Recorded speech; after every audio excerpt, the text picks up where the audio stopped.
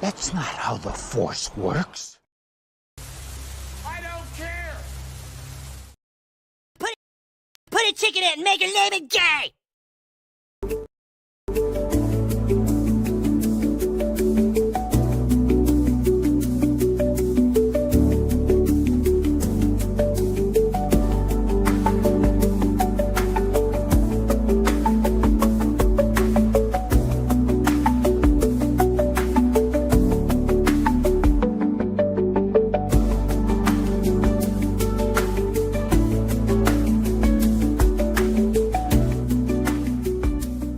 G'day guys and welcome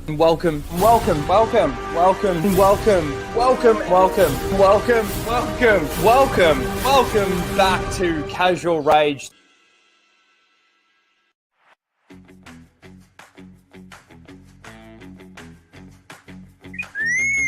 Prepare to start the show, R2. This is where the fun begins.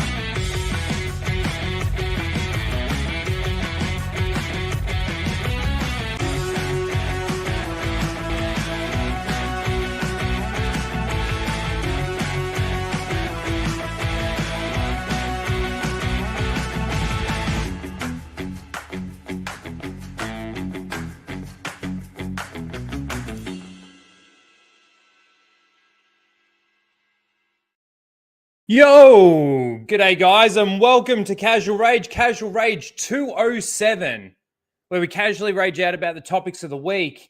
And of course, we have some new topics that just came out of nowhere, just surprised us all. Of course, it's Dave Filoni's, Tales of the Underworld we're going to talk about. We're also going to talk about John Boyega blaming the fans, of course, because that's just the way things go. But before we do, and before we say hello to the chat, we have a very special guest on for tonight, and I have a little thing for it. It is one of the great members, if I can find where I put the damn thing, it's one of the great members of the Gatekeepers Alliance. And here we go.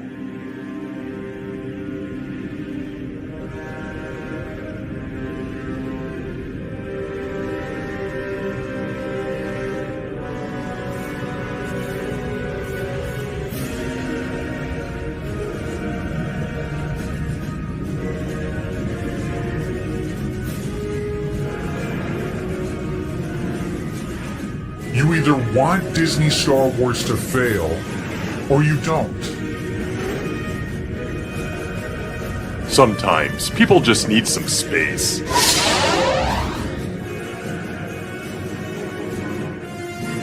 There are Lucas facts, and then there is cringe factor.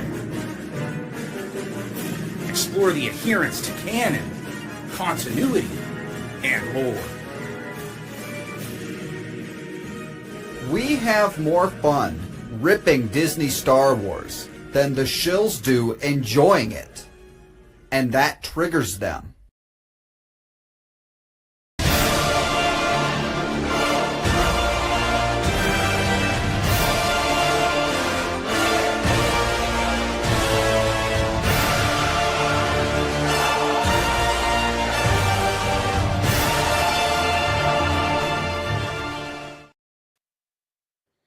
It is. Hello there. This is Darth Melvin, leader of the Knights of Melvin. What's up? Hail. Yes, it is Darth Melvin, leader of the Knights of Melvin, and he is here to avenge Star Wars with the great members of our community. I don't even know if we call them that. What do we call them? The Knights. Your Knights. Anyway, we are here. We're here. We're going to talk about Star Wars. We're going to talk about basically everything that you've been talking about on your streams. Man, I wanted to ask you, what do you think about Star Wars right now? In regards to like where the fan base is, everything, just in general, what are your views on Star Wars right now? I think if you have the right mindset, that you could be perfectly at peace where Star Wars is at. And that being is, you know, what the true canon is, the George Lucas 6 movies, expanded universe. And if you are aware that that's the true canon, you're at peace. You don't care what Disney's doing. You are free from the Disney Matrix. And like there's a lot, like it's books, like not a lot of people want to read, but like that's better than fucking Disney Star Wars. And I know there's a lot of people, including myself, that there's a lot of books that need to be read. And a lot of canon, and you know, there's Star Wars Marvel purists, you know, OG Star Wars, United Spacers Alliance, the Gatekeepers Alliance. So we're trying to show the way. Then you got me and Mr. Grizzy who handle the shills.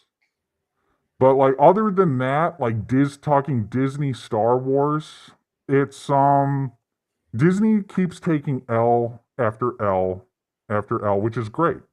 Taking a lot of L's. And I do think people are slowly being red-pilled, tuning out. We were talking about this a little before we started, like people don't care anymore. And I think that's a good thing, but you got these fucking fence riders out there that are keeping it alive. The shills are insignificant, like Sexplain. No one fucking watches Sexplain. But these fence riders, like Star Wars Theory, Den of Shills, and like you name them, like they're keeping this shit alive. And they got to accept reality that Disney Star Wars is shit.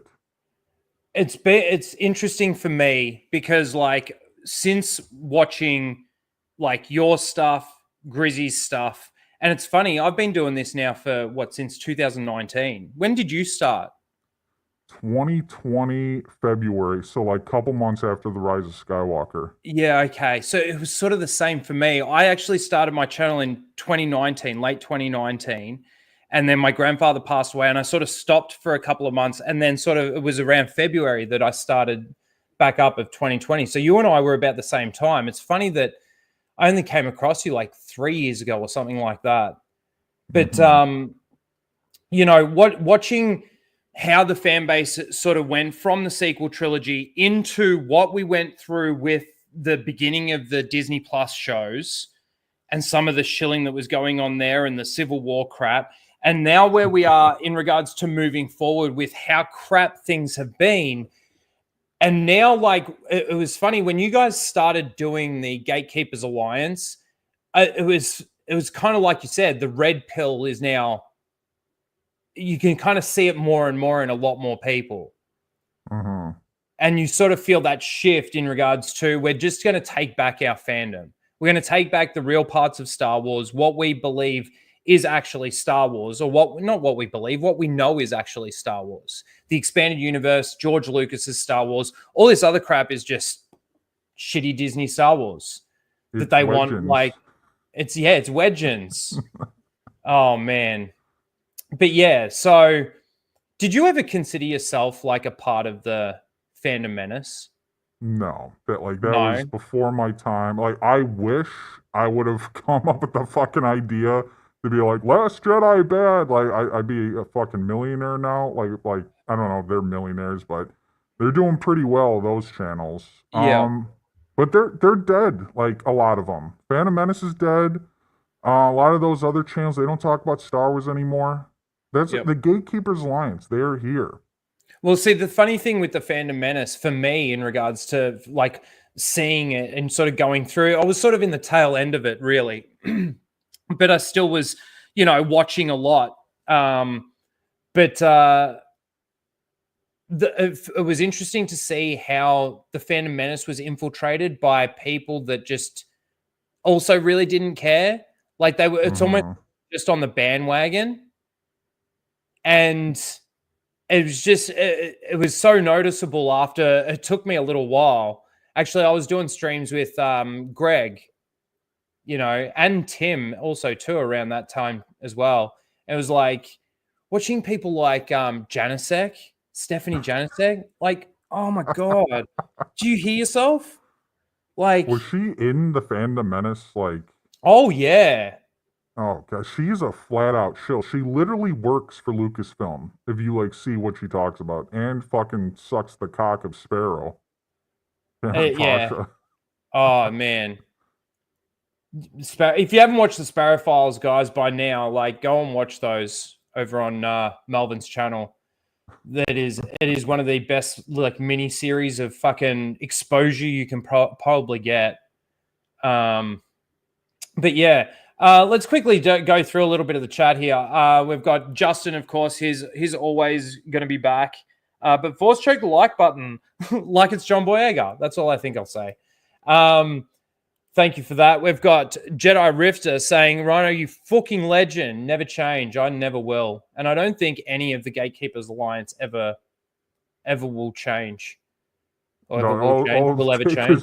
Is a couple good Filoni shows, you guys. And we'll be fucking chilling for Disney Star Wars.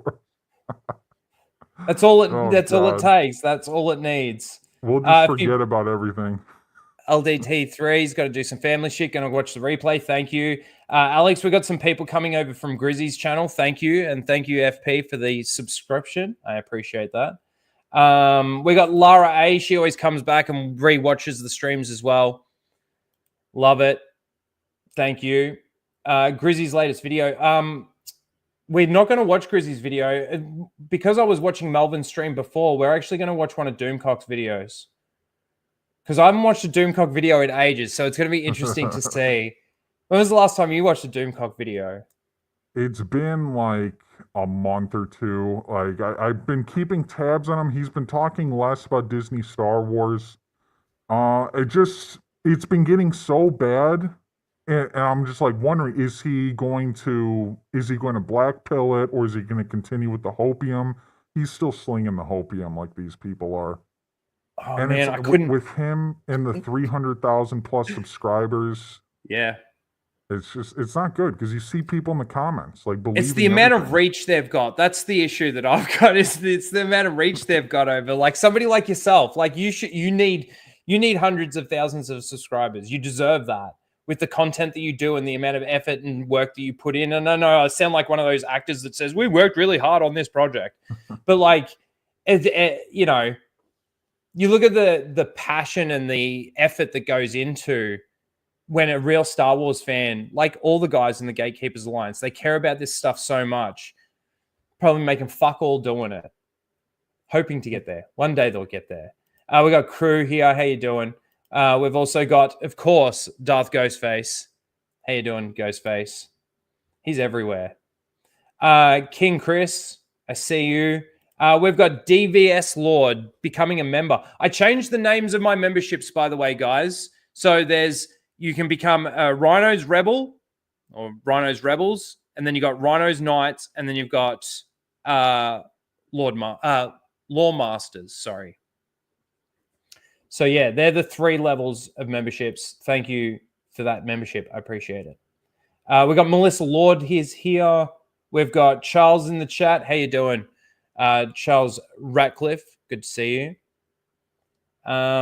I could go through. There's a lot more people here because Melvin's on the channel. That's the other thing too, is like you, Grizzy, all you guys are like surpassing me. And that's because I just don't have time to do it. I don't have it anymore.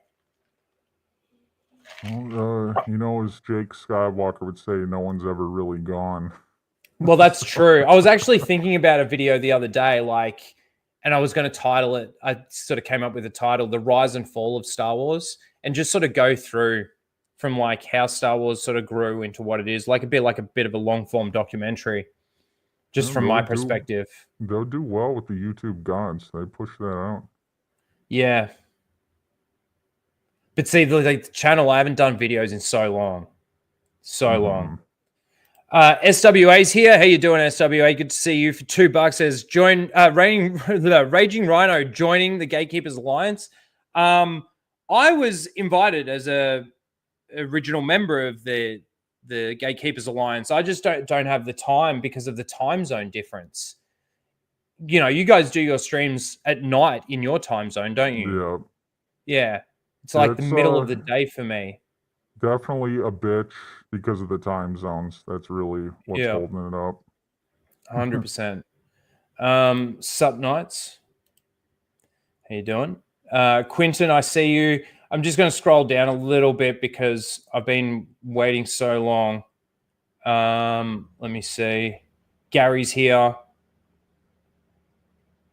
How do you feel your channel's going on the Star Wars stuff? It's always... if I told myself how I'm doing now, like years ago, I'd be like, wow, that's fucking awesome. But like you get so used to it, and when it like doesn't grow, like you just get kind of bored. And so I'm just like never satisfied. And there's a lot of stuff I could be doing to do better, and there's just a lot of fucking work when it comes to avenging Star Wars. I agree. And I feel like you've been avenging it really well. It just needs to get out there more. With the Gatekeepers Alliance, one of the things we were looking at is by coming together. You look at Star Wars Theory, he's got like the biggest stream. He had it with Josh on Nerd Theory. They were at like 3,000 viewers a stream. Now he's streaming with Stupid Ass Wave and Mrs. Dash. And they're getting like 1,200 viewers or less. And so like Grizzy, he's the most popular one. He's got a lot of people in his chats. It's like we combine everything together and, you know, maybe like get a little explosion of views. We can maybe rival that 1,200. And we could be number one. Like that was the idea. That's the shift I'm seeing. With the Gatekeepers Alliance. But the problem is now Josh is coming back to Nerd Theory, and it's like, we're not competing with the 3,000 live viewers, but, you know, if we can come close to that, we'll see a shift, and people will lead by example. People will see what we're doing. You saw with the Acolyte, a lot of people were talking about shills and stuff, like kind of copying us in a way, which is fine. You know, I felt we were a little united when it came to the Acolyte with a lot of people. Then Skeleton Crew comes out, and it's like, okay, we know who the fakes are. Yeah, it really did. It exposed a lot of people. But I was watching your stream from this week where you were watching Theory and Joshy Boy over on their panel thing, whatever it was that they were doing. And man, the amount of hope at the end of that like clip that you showed, the amount of hope that Josh had. No wonder he won Shill of the fucking week. Yeah. But like, just I could not believe what I was watching. Like you're a fucking fraud. Oh, the video that he did. That video that he did talking about his source. I'm sick of the sources as well. Fuck. Give me a break with the sources. My sources told me this. My sources told me that. Fucking hell. I think someone needs to go back and kind of like fact check all his rumors and just kind of see how accurate he is. I bet you it's extremely bad. I bet you it's like Doomcock level where it's like he gets nothing correct. Well, you did that with Doomcock, which is like what really exposed Doomcock for me. Like I already thought he was a dickhead. And I already thought he was like, you know, full of shit. But like watching your videos and then seeing it like the way you constructed those videos, fantastic. That's how I became a knight. Because of your Doomcock videos. They think he was right about the rise of Skywalker. He wasn't. He was wrong about everything. Well, people still think to this day that he was right about the Civil War. Yeah. Like, Jon Favreau won the Civil War. Kathleen Kennedy's can be fired. That didn't happen. It's so crazy to me that still people to this day, like Genesec would be one of them. She would be. Nick Nero for $10. Thank you very much for that. Everything corporate is S. Is shit. I thought you meant S like tier. Like, anyway. There's these companies, they're huge, then one day they're gone. Well, I don't know. Like, something like Disney, man, especially after seeing how big their parks are and everything when I actually went to Florida. Like, it's just insane. Mm-hmm. I don't know if they're going to go out of business so quickly. The corporate model works for a while, then implodes. Well, in regards to the entertainment side of things, yeah, but you've still got the shills out there that are shilling hard for it, like your Joshy boy that's slinging the hopium. So much of it. It's like a monkey slinging shit at you. And I just wonder for how many more years can they continue to do this and legit tell people, yeah, guys, if Filoni cooks, and we get a couple good shows, there's always hope.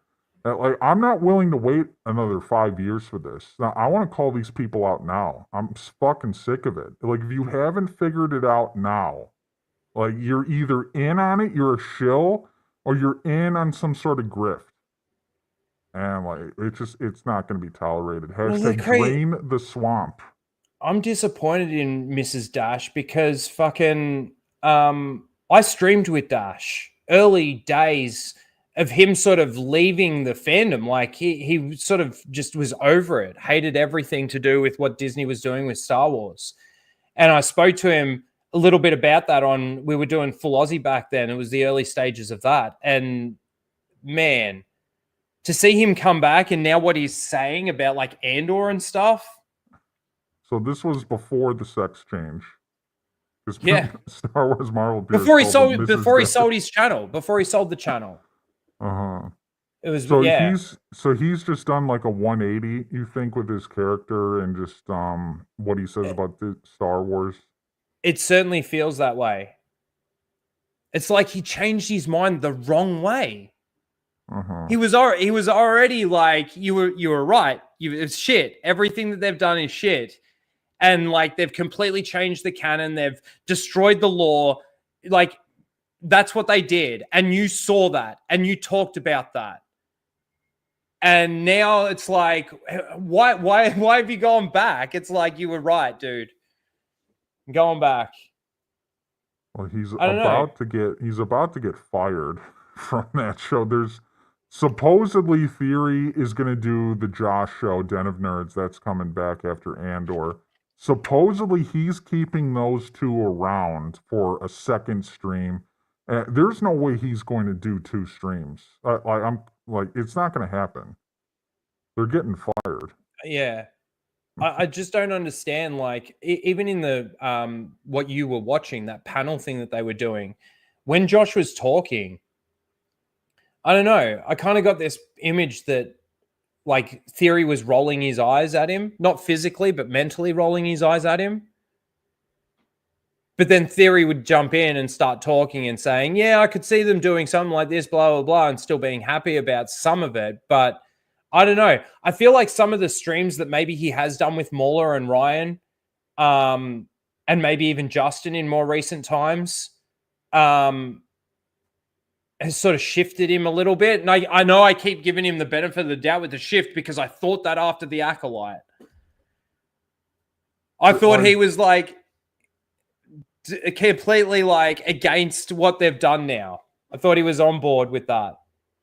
He's hard to read whether it's possible that he could just kind of like be open to the EU and stop saying legends on the channel. But I think really what he does is by design. He knows it's terrible.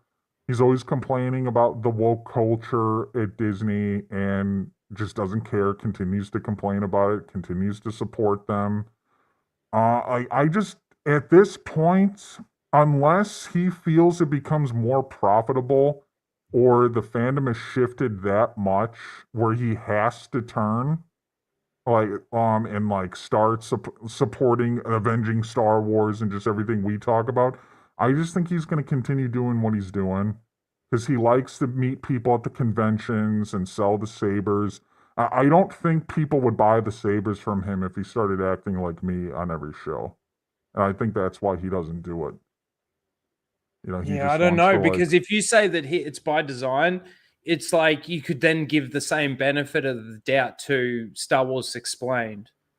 Well, Sexplained is Do they know that it's shit, but they're just, because they're being paid and they're 100%. paid off shills? 100%. Do Like they truly believe that it's good? Molly probably does to a degree. She just likes the cute characters, fake fan. Alex Damon knows it's shit. He does. He doesn't enjoy it. Like they're all fake when it comes to that. Like there's levels of enjoyment, but like to be a shill, a connected shill, you gotta fucking love it. You gotta love everything. Like that is not true. It's peak Star Wars. Sexplain knows some Star Wars. He knows it's bad. He just gets paid very well. And that's where you just lose all respect, because you're just allowing your integrity to go out the door because you're being paid. They call everyone grifters, but it's like these shills are literally getting payments from Disney. I think the sex planes get access to stuff. They get perks. I think the sex planes actually get checks. They get money from them. And fake news Kyle Katarn also gets checks from them, because he's a full-time fucking YouTuber, this guy, and he gets less views than me. He gets like 1,000 views on each video. There's like barely anyone in his lives. His super chat's minimal. His Patreon is okay for like the revenue it gets. It states on there. It's not full-time. Not even close. So it's like, where's X? X is the difference. Where's it coming from? It's checks from Disney. Yeah. Like there's no and other it's the way access to explain it. that they probably, to go over to Star Wars Celebration, everything's all expenses paid. Oh yeah, like the sex planes, they're not paying for that. Fake news Kyle No is not way. paying for that. That's going to be so much fun to watch. Wouldn't it be funny if like they go and only the people that Disney has paid are the ones that are going? Like imagine how empty the room would be. Like it would just be so good if that happened. I know it's not going to happen, but still. I'm just surprised there's as many people going as, like, some people are saying they're going on Twitter. You would think it would just be a bare room, no one's there. I don't know what people in Japan think about Disney Star Wars. Yeah. Well, that's maybe why they're doing it there. That's maybe why they're doing it there, because their convention halls are a lot smaller. So when they put less people in there, it looks a bit fuller. And it's just, even if you're a Disney Star Wars fan, what are you there to celebrate? Like, really, if you're just like, yeah, I kind of like Disney Star Wars, but like, what are you excited about at that convention, like, to celebrate? Nothing. The Mando and Grogu movie? Yeah, I know you guys have broken down, like, you went through that on your last Star Triggered stream. I talked about it last week. Man, it's like, and the crazy thing, they're announcing like the best thing on the day as the very first thing, and then everything else after that is like shitter than that first thing. And it's like, you're doing this backwards, right? You start with the shitter stuff and you build up to the best thing, and then the best thing is like your main event. At a boxing match, or at the MMA or the UFC or whatever. They don't put the, main event of the evening at the very first fight. And that's exactly what they're doing. It's mind-blowing. Where are they getting these people that work out their promotion and like how they structure this? I mean, that's just common sense, isn't it? But also too, why didn't they announce Tales of the Empire why didn't they wait to announce that at Star Wars Celebration? It's coming out after Celebration happens. That would just make sense to do that. Like, why are they doing it now? I don't know. At least, because there's nothing to celebrate there. You would think if you release that at Celebration, that trailer, that would get some hype. But no. Oh, for sure. If you look at the way the shills have reacted to it, It 100% would have. You would have probably had something trend at least, because you've got Maybe Star Wars Celebration happening. You've got everybody that will talk about it at Star Wars Celebration. And then you've also got everybody that didn't go that's going to watch and react to the trailer. And like, it just doesn't make any sense to me why they do it this way. it's like they don't want to be successful. Like how they operate and everything is a L for them. It's just impressive how bad it is. It's so It's true. almost by design. Like they want to so be this true. bad. Now, I know you've watched it. Do you want to watch it though? Which one? The trailer. Sure. All right, here we go. Just do as I say. Never can be too cautious Oh, hang on. We're supposed to call it out, right? Battle droids. with strangers out here. Then again, you're no stranger, Yo, Lady Ventress. Ventress, that's Ventress! address. We got a problem here. Mike, I will get you super chat. Thank you. May 4th, May 4th! Oh my god! Oh my god! It's Cad Bane! Let's go! Yo! Best friend, things have changed. Peak! You took everything from me. Who are you? I was The Count music. Dooku's lead assassin. So I was wondering if this kid is a non-binary kid. Oh, it wouldn't surprise me if it is, but I've heard that it's a survivor of Order 66. Yeah. It just, So it's it just kind of looks like a they. Oh, 100%. Did they show it back here? Or is it there? And maybe Yeah. he's gender fluid. Like maybe that'll be the big reveal in the episode. Your Schwartz isn't as big as mine. Lead assassin. Got the piss saber. I don't want that life anymore. It's yellow.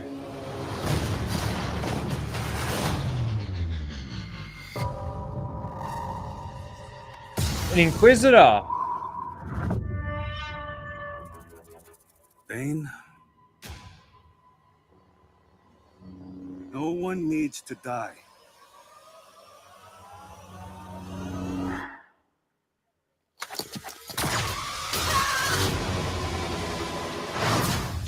Get them.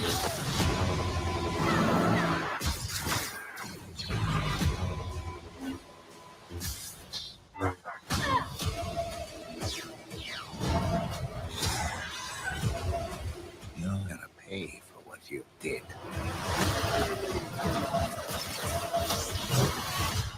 This revenge, I hope it was worth it. It will be.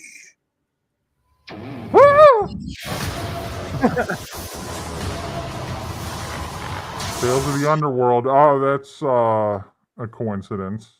Either they were always going to call it that, and then like the George Lucas stuff came out, or they changed it because of the George Lucas stuff. Yeah. Fucking sickening.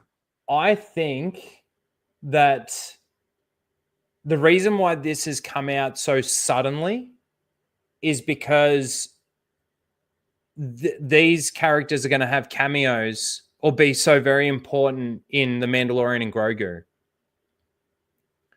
that they need to give them a bit more relevance. Oh, we'll see. I heard it's just going to be like Jabba's son or something, and it's going to be Din Djarin babysitting. I don't think there's going to be any CGI Luke or anything. I think it's just going to be like Din Djarin babysitting like two cute characters that are Molly Damon loves. And like, I don't think that movie's going to do well at all. Have you heard about the possibly bringing in Leia and Han and Luke? And have you seen that? No, but I think that's a possibility with Filoni's movie that like caps everything off. try that nostalgia bait. I'm just so lost in regards to like where we are in the timeline, really. Like, what story are they trying to tell us? Well, it just they're in the Mandoverse. You got Mando. This was essentially Mando season 4, the Mando and Grogu movie, but like that flopped on season 3 flopped on Communist Plus, Yeah, and so they knew season 4 was going to do the same thing. So they're like, all right, let's put it in the theaters, yeah, and so that's what they're doing. which I And think is a worse. I think it's going to flop again. It's like, Yeah, but in the box office. 'Cause who's I gonna think so too. Who outside of like anyone that considers themselves to be a hardcore Star Wars fan watched any of Mandalorian and Grogu? no one. I mean, any of Mando. You know, Mando season 1, 2, or 3. And you're gonna be lost unless you have seen the first 3 seasons. Yeah, And if they say, "Oh no, you don't have to see the first 3 seasons to watch this movie," bullshit. then you know they dumb the movie down for people, for casuals, and so how could that be any good? Mm-hmm. Like you can't like go into a movie that requires you to see other shit and like not see that other shit. Yeah, Otherwise, but then you'll also probably need to have watched those 2 episodes of Boba Fett yeah, as well. exactly. It's just not going to do well, No, which is fantastic. it really is. But I heard there will be a season 4 after that, and then there's Ahsoka season 2, and then Filoni's Star Wars Avengers movie that's coming at some point. I And wonder if that's where you might get all the cameos and the CGI. you might get like your Asajj Ventress and your Cad Bane. Is that what you're thinking? You're going to get them in that more so than Mandalorian and Grogu?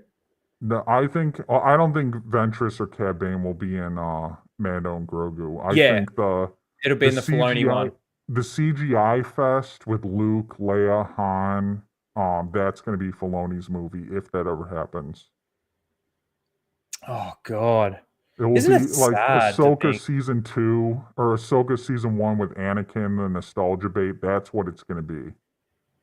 And you know the crazy thing is, like I know I asked the question before, but I've kind of actually got an answer for it in regards to what story are they actually trying to tell? Like where are we in the timeline and what story are they trying to tell?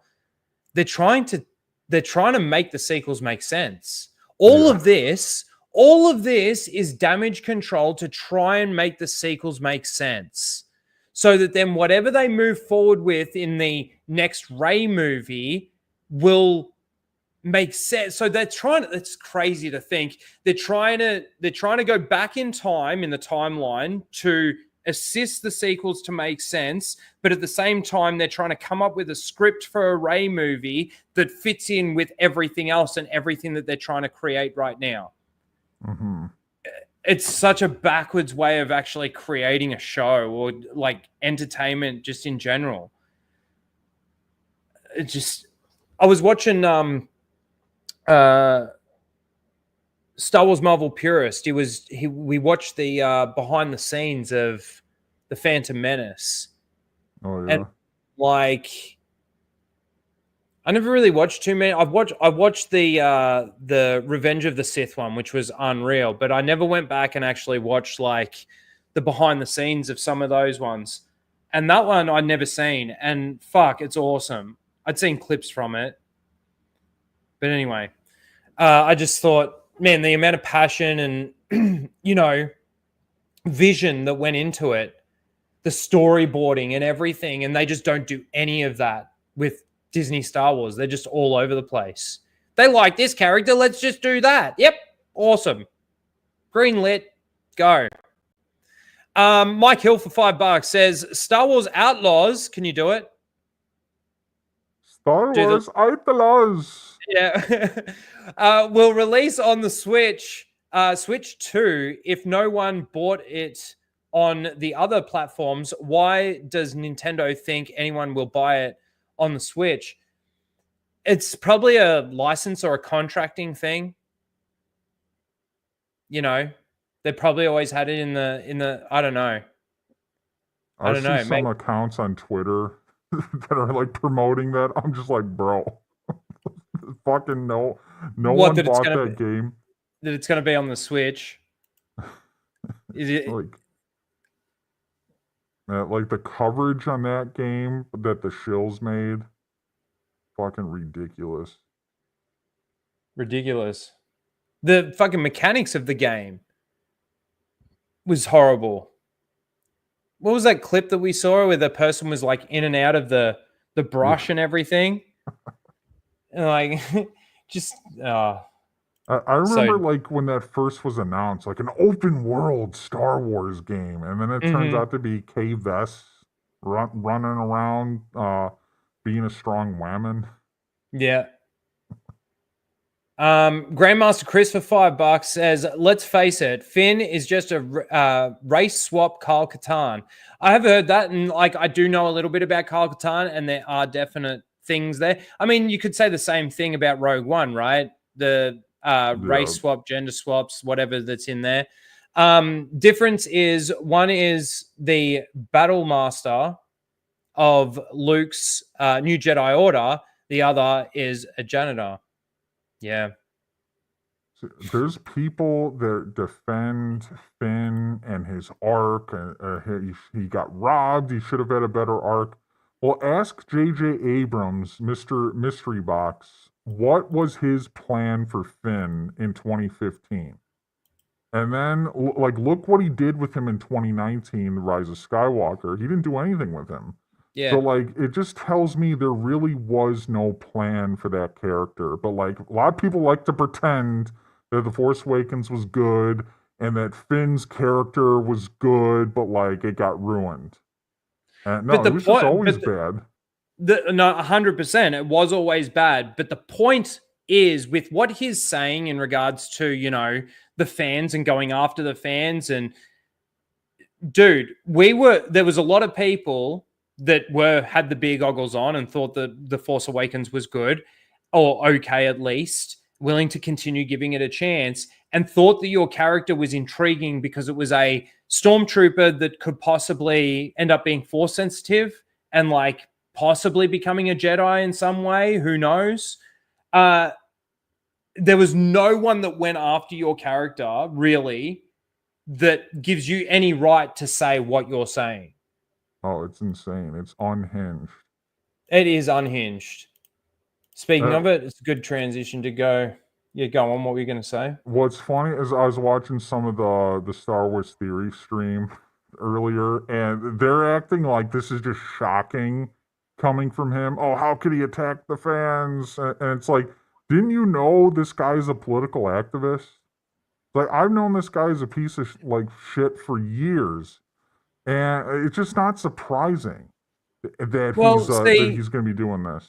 You know, it's not surprising to me that over on Theory's channel, they reacted to this like that, because I don't know if you remember, but there was a time where Theory was doing streams with Jeremy and Drunk 3PO.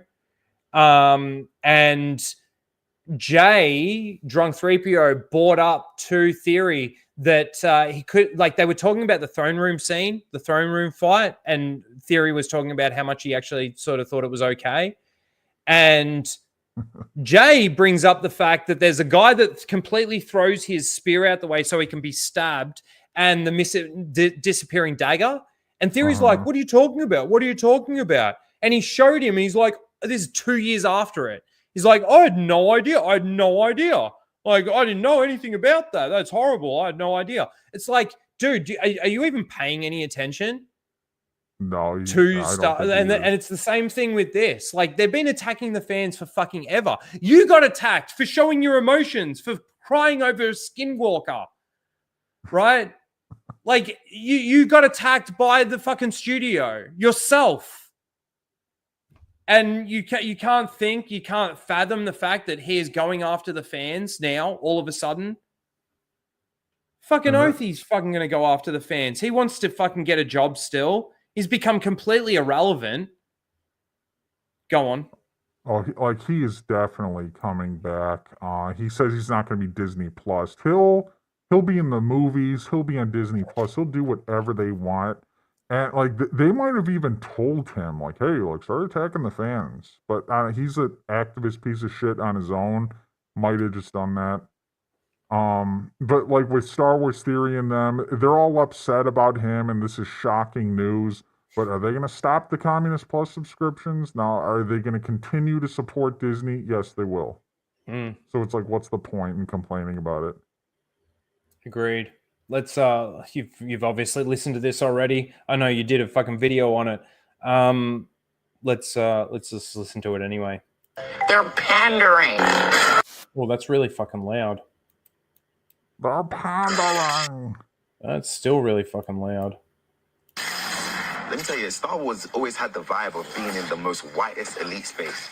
Like, this franchise is so white that it's like a black person existing in that was something. And you can always tell it's something when some Star Wars fans try to say, well, we had Lando Calrissian and had Samuel L. Jackson.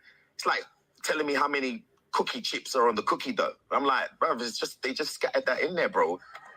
They're okay with us playing the best friend. But once we touch their heroes, once we lead, once we trailblaze, it's like, oh my God, it's just a bit too much. One of the dumbest fucking comments I've ever heard in my life. It's and so. And he's a fake Star Wars fan too. Like, agreed. He's probably watched the movies like one time. Yep. When he There's got the role. No clue what he's talking about. Yeah, George Lucas just sprinkled those black characters in there. He just sprinkled Lando in there. Sprinkled Mace Windu in there. And these guys are fucking like, these guys are heroes in this, like their own individual hero.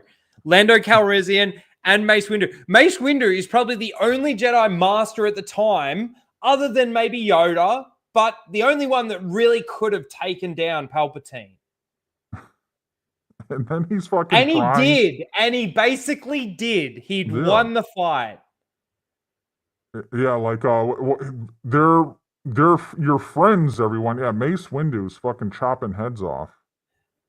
It's just so unhinged to say this. And if anyone actually believes this to be the case, I mean, for fuck's sake, even the Jar Jar Binks, fucking Ahmed Best, I like the fact that they brought him back and made him a Jedi that saved Grogu and everything. Like, that just makes me sick. That makes me honestly fucking sick, because it's an insert of this character because he was so fucking abused by the fans. And even Ahmed Best has come out and said it was the media. It's never really come from the fans. You got to remember that back then the internet wasn't what it is. Yeah. Today. I wasn't sitting there writing letters. Oh, Jake Lloyd, you fucking little child that can't fucking act, you piece of shit. You ruined fucking Star Wars. Are you kidding me? I wrote that in a letter, put a stamp on the fucking envelope, and put that in the mailbox. I always tell people I rode my bike over to his school just to bully him. Yeah. It's our fault, everyone. We were fucking 40-year-old men when the prequels came out. Yeah. And the crazy thing is like the fan base has always been this toxic fan base, really. So the fan base that you said that you were a part of is one of the, and always has been one of the most toxic racist fan bases to ever exist. That's what I get from these fucking idiots. Go on. Is he aware that there's a lot of aliens in Star Wars too? Like, it's like pretty diverse. It's not just like white people. Like, there's aliens there too. Like, no one's thinking while watching Star Wars, oh, that person's black, that person's white. Like, they're just watching the fucking movie. You got all these different types of like races like in there and like species. But like, no, it's... And then he's just downplaying the significance of Lando and Mace Windu. Yeah. Like, get the fuck out of here. What about Disney Star Wars, what they've done in the fake Star Wars? Yeah. With the Acolytes. Or even Reva. Carl Weathers. Reva. Yeah. They've actually written characters that are completely pointless. Like, and if you actually look at a lot of the criticism, it doesn't really have anything to do with the race. If anything, if any of the criticisms come from us in regards to race, all we're trying to say is that it's actually just an insert. It's a DEI hire, right? Yeah. And it's evidence that it's a DEI hire based on the way that you've written the character and inserted this character into this story. You've shoehorned this character into the story because they're black. That's it. That's racist. That is racist. In 2020, he made some comments to I think it was Deadline that like he was not happy with what Disney did with this character, but Yep. now he's blaming the fans, not Disney, he's blaming the fans. And I just think someone got in his ear and said like, bro, like we're bringing you back. You're going to be a Jedi. Just shut the fuck up and Yeah. collect your cash. 100%. Money talks, man. Especially for a completely irrelevant actor that thought that he was going to hit full stardom because of Star Wars. Yep. Because he is completely irrelevant. What was the last fucking... He did the Pacific Rim remake. He was in the Independence Day remake, wasn't he? Was he really? The Independence Day, like, continuation sequel? I saw that once. Like, I was just horrified by it, but I didn't know he was in it. Was that him? I'm not sure. I don't think it was, actually. It might have been maybe Michael B. Jordan. I can't remember who was actually now in that. But if Disney anyway. gets this far, like everything they do like is a flop. So I don't know how far they'll actually get. I don't know if they'll ever sell Star Wars, but if they keep taking losses, you never know. But the plan is to bring him back in the Rey movies. He'll be in Rey's Jedi Order. And so he'll be in a lot of movies. The reason why they'll never sell it is because despite everything, the IP is still going to be worth a lot more to them to keep it than to sell it. You know, basically, like think about the 25th anniversary of Revenge of the Sith is about to hit, right? Oh, yeah. A lot of people are going to go watch that movie. Oh, man, heaps.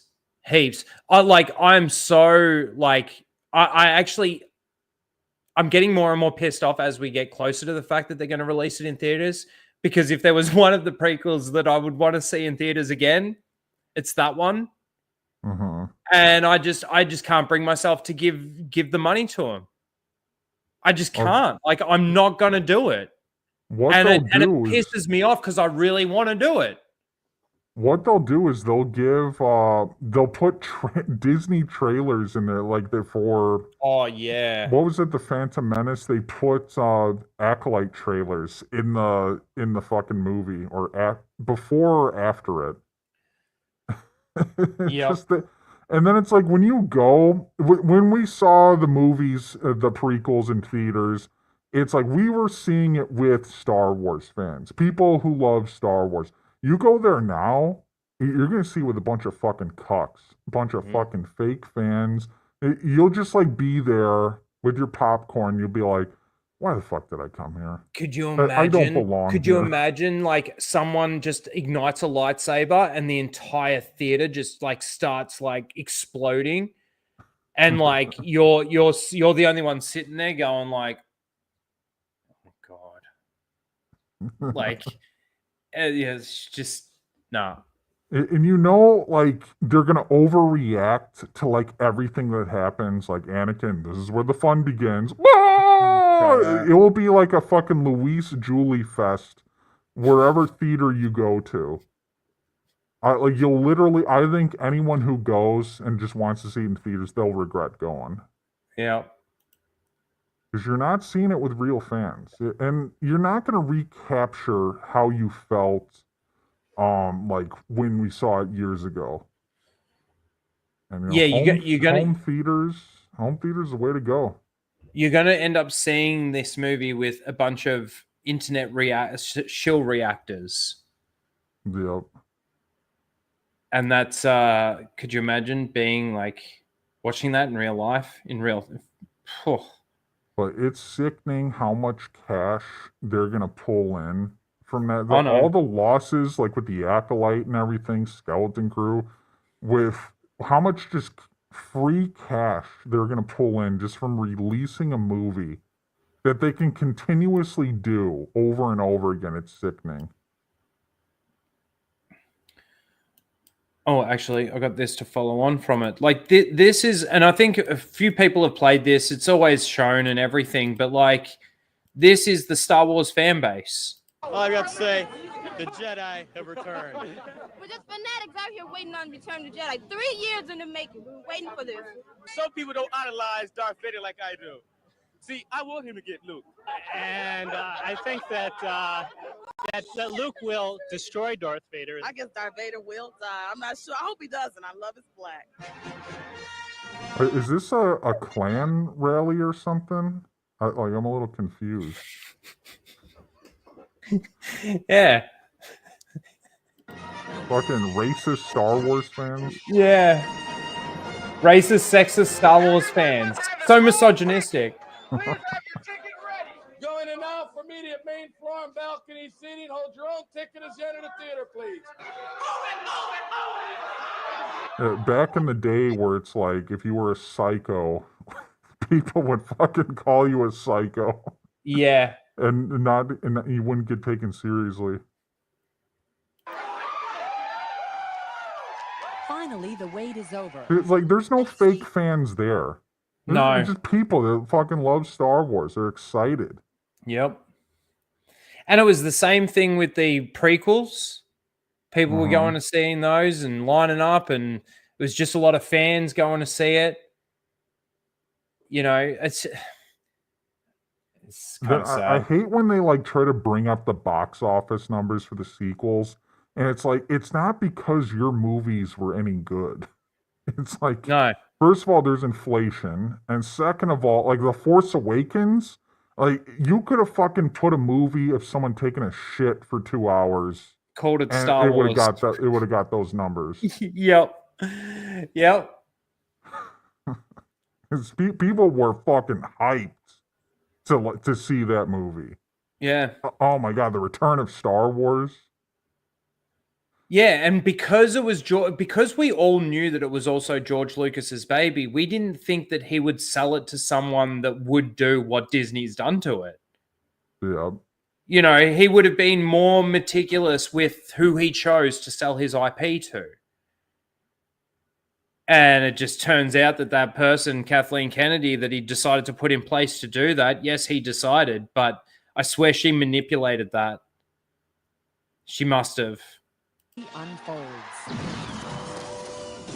The biggest surprise was to see all of them together at the end. No shit, you're not a white guy. Get out of here. This has left me You too. What the fuck? You know, but it was the best one ever. The big surprise. Hey, that's me. Darth Vader unveil himself to his son. It was very. Oh, he flashed himself. See, that's a shipper. That's a shipper from the 1980s. That's all you get. He shipped Luke. He shipped his son and his dad together. Big surprise. And then you get someone like Finn, John Boyega, who is like, I think he's like in his early 30s or something. Like he wasn't alive in the 80s. He has no fucking idea what's going on. It's just a different world then. But you got these people like the Gen Zs, like that just think race and everything matters. They think 20 years ago was exactly the same as today. Yeah. Like the amount of technology and everything that we had, and you know, the ability to communicate across the world in a second. You know, they don't know about dial-up internet. They don't know when even the days of no internet.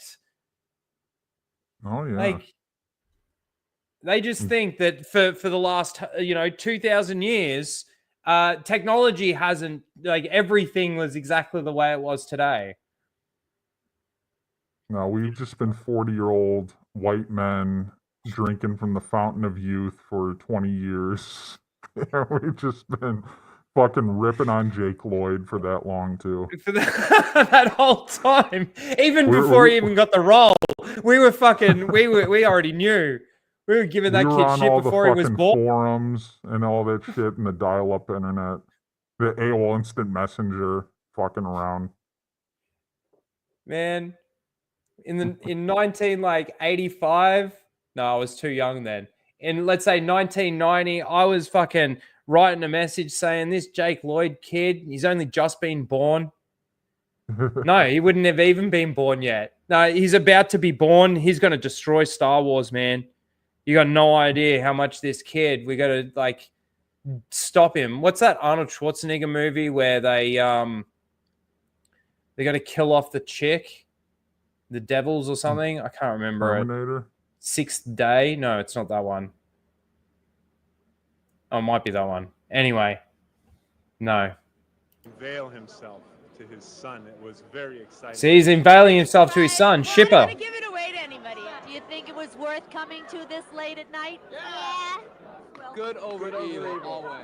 The movie was perfect. Oh, do you reckon they're gay? 1980s gay men. There you go.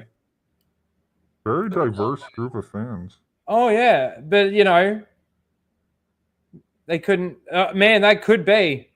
Oh, the chat saying End of Days for the Schwarzenegger. End of Days, yeah. Okay. I think I've seen that like once. I don't like remember anything. The movie was perfect. It was exactly the way it had to be. It was a fantastic movie, but it was good. It was really, really good. Did you hear that? No spoilers. Critical Drinker? He wouldn't decanonize that to get rid of all Disney Star Wars. Dude, the funny thing is, you could just not take Disney Star Wars seriously, and it's all of a sudden gone. Yeah. We're still going to cover it, though, aren't we, Melvin? Yep. We have to rip it apart. That is the mission. How do you reckon Andor's going to go? Andor, I think it's going to be... I think more people are going to like it than season 1. It's going to be faster paced. But at the end of the day, I think it's going to just be another irrelevant show, just like season 1 was. I think the biggest struggle is going to be the year gap between the 3 episodes. You know how they're doing it? Yeah. Like that's going to be I think their biggest problem. I don't know why they're doing it like that. Imagine the budget they put for Rogue One, season 1, season 2. Like, why didn't they just spend that money on something better? Like a different story? Yeah. I always say, like, when it comes to Andor, why didn't they do Kyle Katarn? Why didn't they do Dark Forces? Like, they could have tied that in to the post Return of the Jedi stuff. And it's like, but they didn't do it. They had to create their own original Disney character, and he's dead. Spoilers: he dies in Rogue One, so he won't be back. He won't be in Rey's Jedi Order, unless they revive him and he gets a gender swap. Well, this is the thing. It's funny that you say a gender swap. I actually had a theory. Funnily enough. I actually had a theory that the purpose of this show was to build up either his sister, which they basically that was his entire motivation at the beginning of Andor season 1, and they completely just dropped that whole thing. Like, he just doesn't give a fuck about her anymore. Yeah. But basically, I feel like the purpose of Andor was to build up a female character that they could then move forward with after Andor's death in thing, because you've got that Biggs character. Smelly Biggs. She's a strong female character that got tortured to near death. There's her. There's the lesbian couple. You got the lesbian couple. They're 2 strong female characters. Of course, you've got Mon Mothma, but see, Mon Mothma is a Wedgens character, so they've got to actually do damage to her and make her a fucking moron instead of actually building her up, or trying to build her up, trying to make it seem like they're building her up, but they're also ripping her down because she's a Wedgens character. So, I don't know. I feel like they're just doing this to build up a character that they can then use to shoot into their new storyline of crap. Go on. It's just so funny how they built up the political scenes and there was 2 of them. It was like an empty Senate scene, and then they had more serial scenes than Senate scenes. I love all legends. Well, yeah, this to me, this is going to be interesting because it's the first time that we're seeing something like this where they do 3 episodes. That's basically takes place. This is the other thing too, is the 3 episodes over the time span of a year. So like, episode 1 is basically the beginning of the year and episode 3 is the end of the year? Or is it basically just a little story that takes place within that year and then the next 3 episodes is another little story that takes place within that year sort of thing? You know what I mean? Like, how are they going to do this? And it just goes to show how dead Star Wars is as well, because if you remember, Andor was supposed to be 5 seasons. 5 full seasons. They gave us 1, and then they transformed it into 2, and giving us those other 4 seasons in this 1 season. It's insane. 5 seasons. Well, I bet you Tony Gilroy's pissed that they're doing this release schedule. They're doing it because they know people are going to tune this show out. They're not going to watch it week to week. So they're hoping to release the first 3 episodes and people watch it, and then they'll release the next 3. They're just hoping for better ratings. They're hoping to crack the Nielsen ratings. Well, they're hoping for good word of mouth again. They're hoping for good word of mouth again because I feel like the culture has shifted a little bit, Melvin, when it comes to how people are actually going to consume their entertainment. They're now waiting for their favorite YouTuber to tell them whether or not it's worth watching or not. Yeah. So the word of mouth now is more important than now anything. And I feel like, especially after how some of the people on our side of the fan base have been talking about Andor season 1, it might actually drag a few people along. But then again, I also think that after The Acolyte, people are like, why would I even bother? We'll see.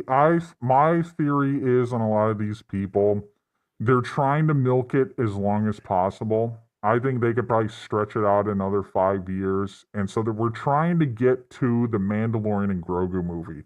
Just like Skeleton Crew, it's a kid show. Favreau produced it. So don't say anything bad about it. And so they did that. And now it's Andor. They'll probably praise Andor. And then after this, it's just we got nothing until Mandalorian and Grogu about a year from now, May 2026. Isn't that insane? And then Isn't when that is terrible, they'll say Ahsoka season 2. Like, oh, okay, it doesn't matter what happens with Mando. Ahsoka season 2. We're kicking the can down the road. And then after that, if that's terrible, what are they going to do? If it is not like Acolyte level bad, they're going to continue to just then they're going to release the Rey movie. They're going to continue to support it. And then I don't know what they're going to do for the Rey movie. I think when the Rey movie comes out, you're going to have these people, these closeted Rey lovers come out of the closet and be like, you know what? I actually love Rey. It was a good movie. That's what's going to happen. That's why I call these people, I call them Rey lovers all the time, because that's ultimately where they're going to end up. They're going to love the character Rey. It gets them thinking. Whenever I call them Rey lovers, they fucking freak. To me. They freak when I call them a Rey lover. They're like, I'm not a Rey lover. I'm not a Rey lover. Clearly they are. They're supporting Disney Star Wars, which features Rey. Well, that's the thing that they just can't come to terms with. They can't basically make it make sense. Okay, so you hate Rey, you don't like the sequels, you think that they're shit, whatever, but yet you think that this is good and this is good. All of this is basically being put in place to justify how the sequels are good. I think a lot of them still think that they're going to erase Rey. And that's why when they say the Rey movie's getting canceled and there's all this drama with it, I see how people on our side react, and I just cringe because they're getting all excited. And not because Disney's taking an L and looks incompetent.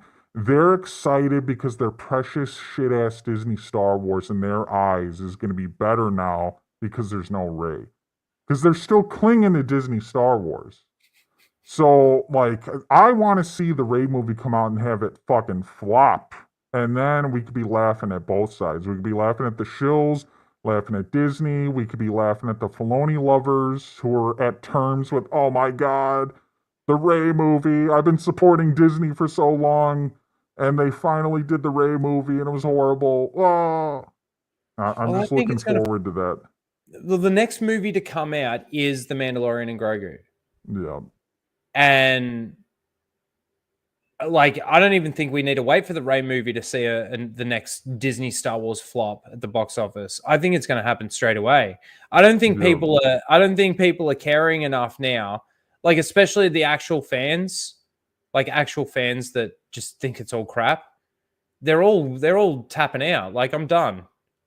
I'm done with it. They're not going to go back. I get people on my stream. They might watch every one of my streams every week, but I don't trust that some of these people are not going to go watch the movie.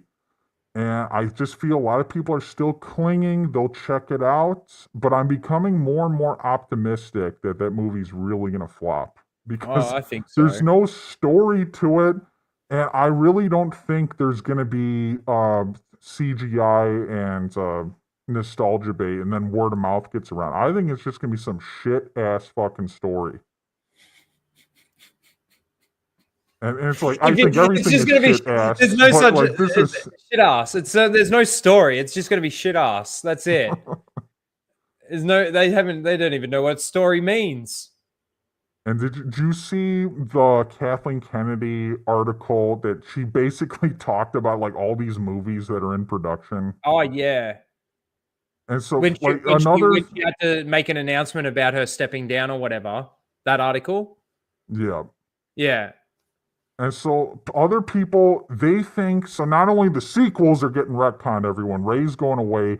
Once Kathleen Kennedy is gone, everything's going to be fixed completely. Like that is two false narratives that these people that are clinging believe in. And they're probably watching Star Wars Theory stream, watching Doomcock streams. Well, that's why that's the people we're trying to reach. That's why the Civil War thing never made any sense to me. Is because it's like, what do you mean? They're on the same page. Yeah. They're 100% on the same page. You know, and even if Kathleen Kennedy was to go, fucking Dave Filoni, look at what he's done. Look at what he's done. And now we've had it confirmed. We've actually had it confirmed that apparently the Acolyte was going to be worse, but he made it better because he came in and changed a few things. But he still allowed what we got to come out. Oh, he was all over that show. All over it. He loves it. Like, you asked him right now, hey, Filoni, you like The Acolyte? He would genuinely say, yeah, it was a good show. I love Leslie. Are you aware of the Forces of Destiny that released in... Oh, you're talking about that female animated... Yeah. I became aware of that whenever I made the video. It was like months ago. Like people have been who think Filoni is the savior and everything. He was at the women's conference after The Force Awakens, so he like loves Rey. Right around that time, he made the Forces of Destiny. This was before The Last Jedi, which was like all strong women, woke as fuck animation, complete feminist propaganda. Like, that's Dave Filoni. He was the producer on the show. But people like aren't aware of it, or they just ignore it. And then they ignore he was the producer of Star Wars Resistance, the sequel trilogy show. Oh my God. Did you watch that? I actually have not watched that show. I watched that. I was so bad. It was bad. No, like, I don't know how it got so hidden under the radar, because nowadays, like, all your Kyle Katans and all of them, we watch absolutely everything. Everything's new peak. It's a new peak of Star Wars. Speaking about new peaks, go on. It's people, they want the sequels erased and everything, but it's like, what are they going to erase Star Wars Resistance? The show that exists in Disney canon? But these people, they pretend, the stuff that triggers them, they pretend it doesn't exist. So I try to red pill people as much as possible, Mm. and just kind of like break down how bad Disney Star Wars is, why you shouldn't support it. These people are following false narratives. That sequels erased, everything's good, Kathleen Kennedy's gone, everything's good. It's fake news. Did you hear about this? For Ahsoka season 2, Abeloth is 100% confirmed. Oh, and he's tagging Den of Shills. Den of Shills is the source. I think I responded to this one. I said fake news. I responded to one of them. Did you quote tweet it? No, I just replied. Did you just reply? Anyway, like that, and that's from that panel that you watched, and there is no confirmation in what he said. First of all, I mean, the way that he was shilling it, actually, it's more so from his video, right? From that video that you actually broke down, not from that panel, where he actually says, my source, who's a very, very good, and, you know, he's been very good in the past. He's always been right in the past. But then at the end of the video, it's almost like to take it with a grain of salt, even though my source is like 100%, you know. These YouTubers been pulling this shit for years, and it's not going to stop. I got to get my drink. Josh recently blocked me. I triggered Josh badly on Twitter, and he finally had enough. He blocked me. Of course he did. He man, because I reckon the only reason why, like, Theory, I reckon when you went on that first time when you were on there with Den of Shills, yeah, I swear he hated that. He doesn't like you. Obviously. For sure. Oh, for sure. Like he's just one of these pretentious YouTubers where it's like, I have more subscribers than you, which means I'm better than you. Like, he's always had that view towards my channel. Like, regardless of like what I was pushing years ago in like 2021, it's just the kind of person he is. He's a piece of shit. And I've like talked with YouTubers, and most of them aren't like that at all. Josh is like the only one I've ran into where it's like, oh, more subscribers, that means I'm better than you. And so, like, he is very much like Doomcock, the way he runs things. Just these fake sources, these scoops, and everything. It's just all the hopium, all the fake news, the fence writing. And it's not a coincidence that he's going back to nerd theory and now he's pushing this bullshit. It's not a coincidence at all. Like, you saw when he came back for that reunion show, they had over 3,000 people in the chat. Super chats were like it used to be. This dumb motherfucker had a really good thing going being on that stream like with all the support they got, and he just stopped doing it. Thought he was too good for it. Now he's running back to him. And I think Theory is begging for him too. Like, they both need each other. Because Theory... the thing with those two that I noticed when they were doing their original streams is they'd talk about the show that they're watching. Let's say it's Ahsoka or something, and it's a shit fucking episode. They're all shit episodes, but it's a really shit fucking episode. And they talk about the good parts or the things that they did like about it. And instead of a person like elaborating or talking more about it, it's just constant agreement. Yeah. It's like they're trying to make themselves believe that it's good. And, you know, that's why you didn't get that with fucking Mauler or Ryan. They're not going to sit there and just go, oh, yeah, I wasn't really listening to what you were saying, but yes, I agree with you.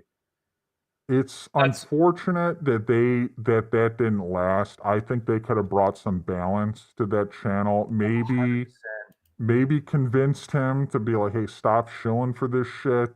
But I think they had a private conversation, Mauler and Ryan. They're like, what the fuck are we doing here? We can't do this show anymore. Like, this guy's got an agenda to show for Disney Star Wars. I just think they made a decision privately, like, we can't do this anymore. I don't think they dislike Star Wars Theory, but I don't think they wanted to be a part of it anymore. That's my conspiracy theory. Oh man, I actually reacted to it. I made a video out of it, reacting to how he does his ranking system. Did you see that? Oh yeah, How he it's does his ridiculous. It's so ridiculous. He does it based on just the Disney Star Wars stuff. He's ranking it based 1 out of 10 based on just Disney Star Wars. And his fans that are watching it, like they're not paying attention to. They just think, oh, that's 9 out of 10 show. Yeah. Off like that's what it is. I couldn't believe when he got to the end of one of the episodes of, I can't remember what show it was. It might have been Boba Fett. But like he was saying, it was a really bad episode. It was really boring. It was really slow and all of this kind of stuff. And then he gives it a 7 out of 10. And I was just like, where does that come from? How does that work? Like, explain that to me, please. 7 out of 10 podcast. Yeah. 7 out of 10. But yeah, so apparently Abeloth is confirmed to be in Ahsoka season 2.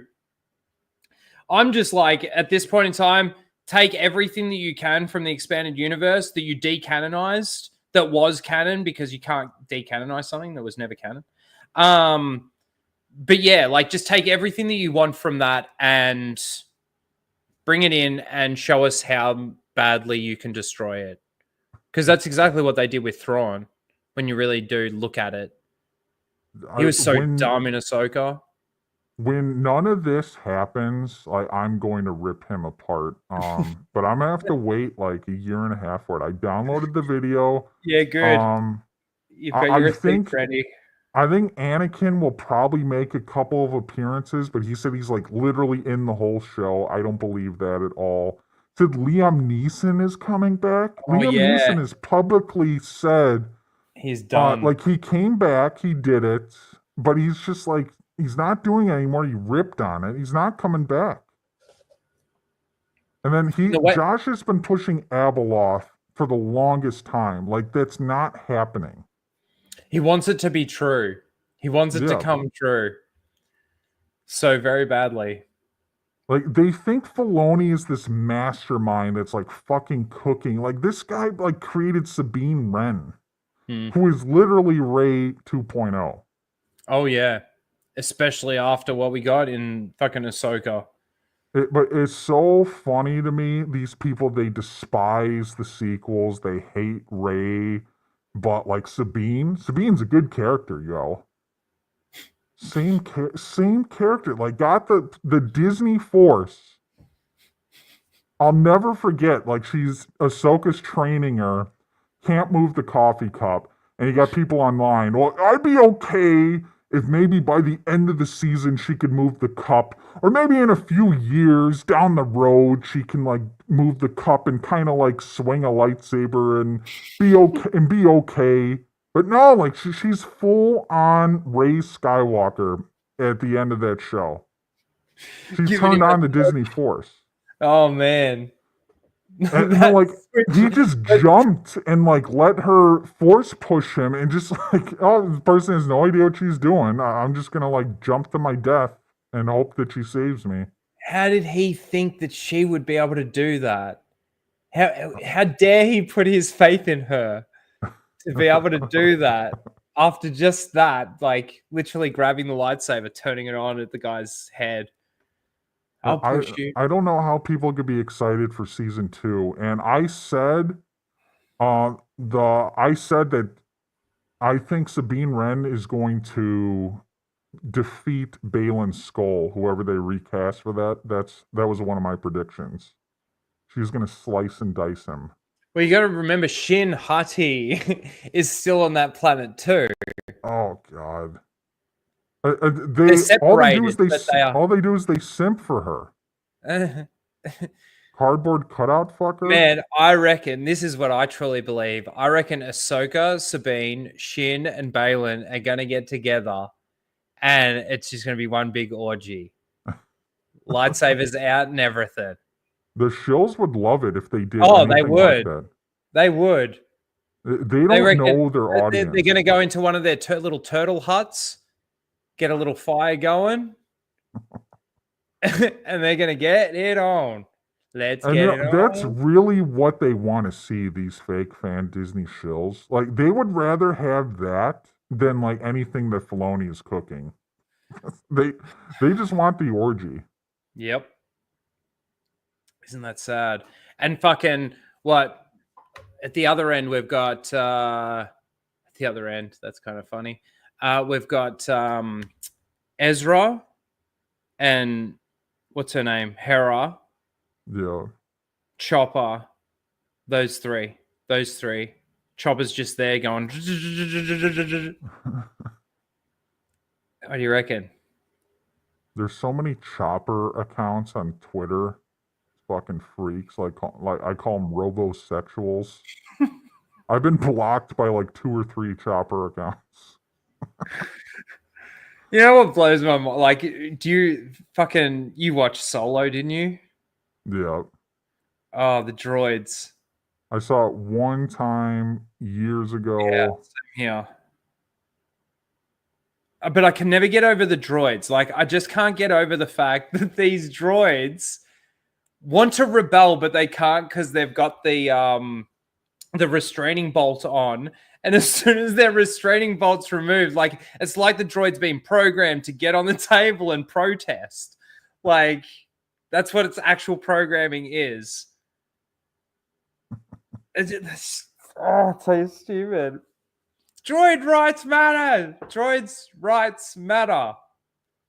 Hashtag make Solo 2 happen.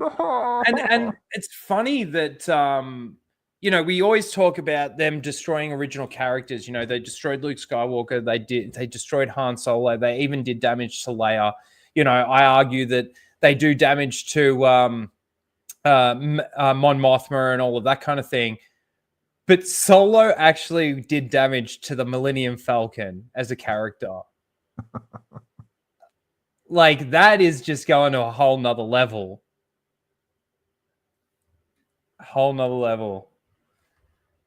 Because now when we hear what C-3PO says about the communication of his ship, he's talking about the fucking trans droid from Solo. It's like poetry. All right. What have you done to Jacob, by the way? Like, you've done damage to that man. You've hurt his soul, I swear. See, with Jacob, you have Sexplained, who is the #1 shill, connected shill, and then you got a bunch of other people that are connected, but then you got someone J.I. Acup. Shout out to United Spaces Alliance, came up with that name. It's really caught on. It has. You have him. He's trying to fake it until he makes it. He's trying to shill his way to the top. And I think he is lame enough to be the #2 shill. Like, he's already followed by the official fake Star Wars account. And so I think if he gets the recognition, he could be like the #2 connected shill. Because I think there's an opening for that. Like, fake Kyle, like, he doesn't do anything on his channel. He doesn't get real numbers. There's an open spot for it. There is. And so with Jacob, me and you, we got our channels. We've been doing this for over 5 years. We work hard on our channels. This motherfucker comes in and is botting, buys subscribers, buys views, buys likes, buys comments, and then posts, "Oh, I just hit 20,000 subscribers."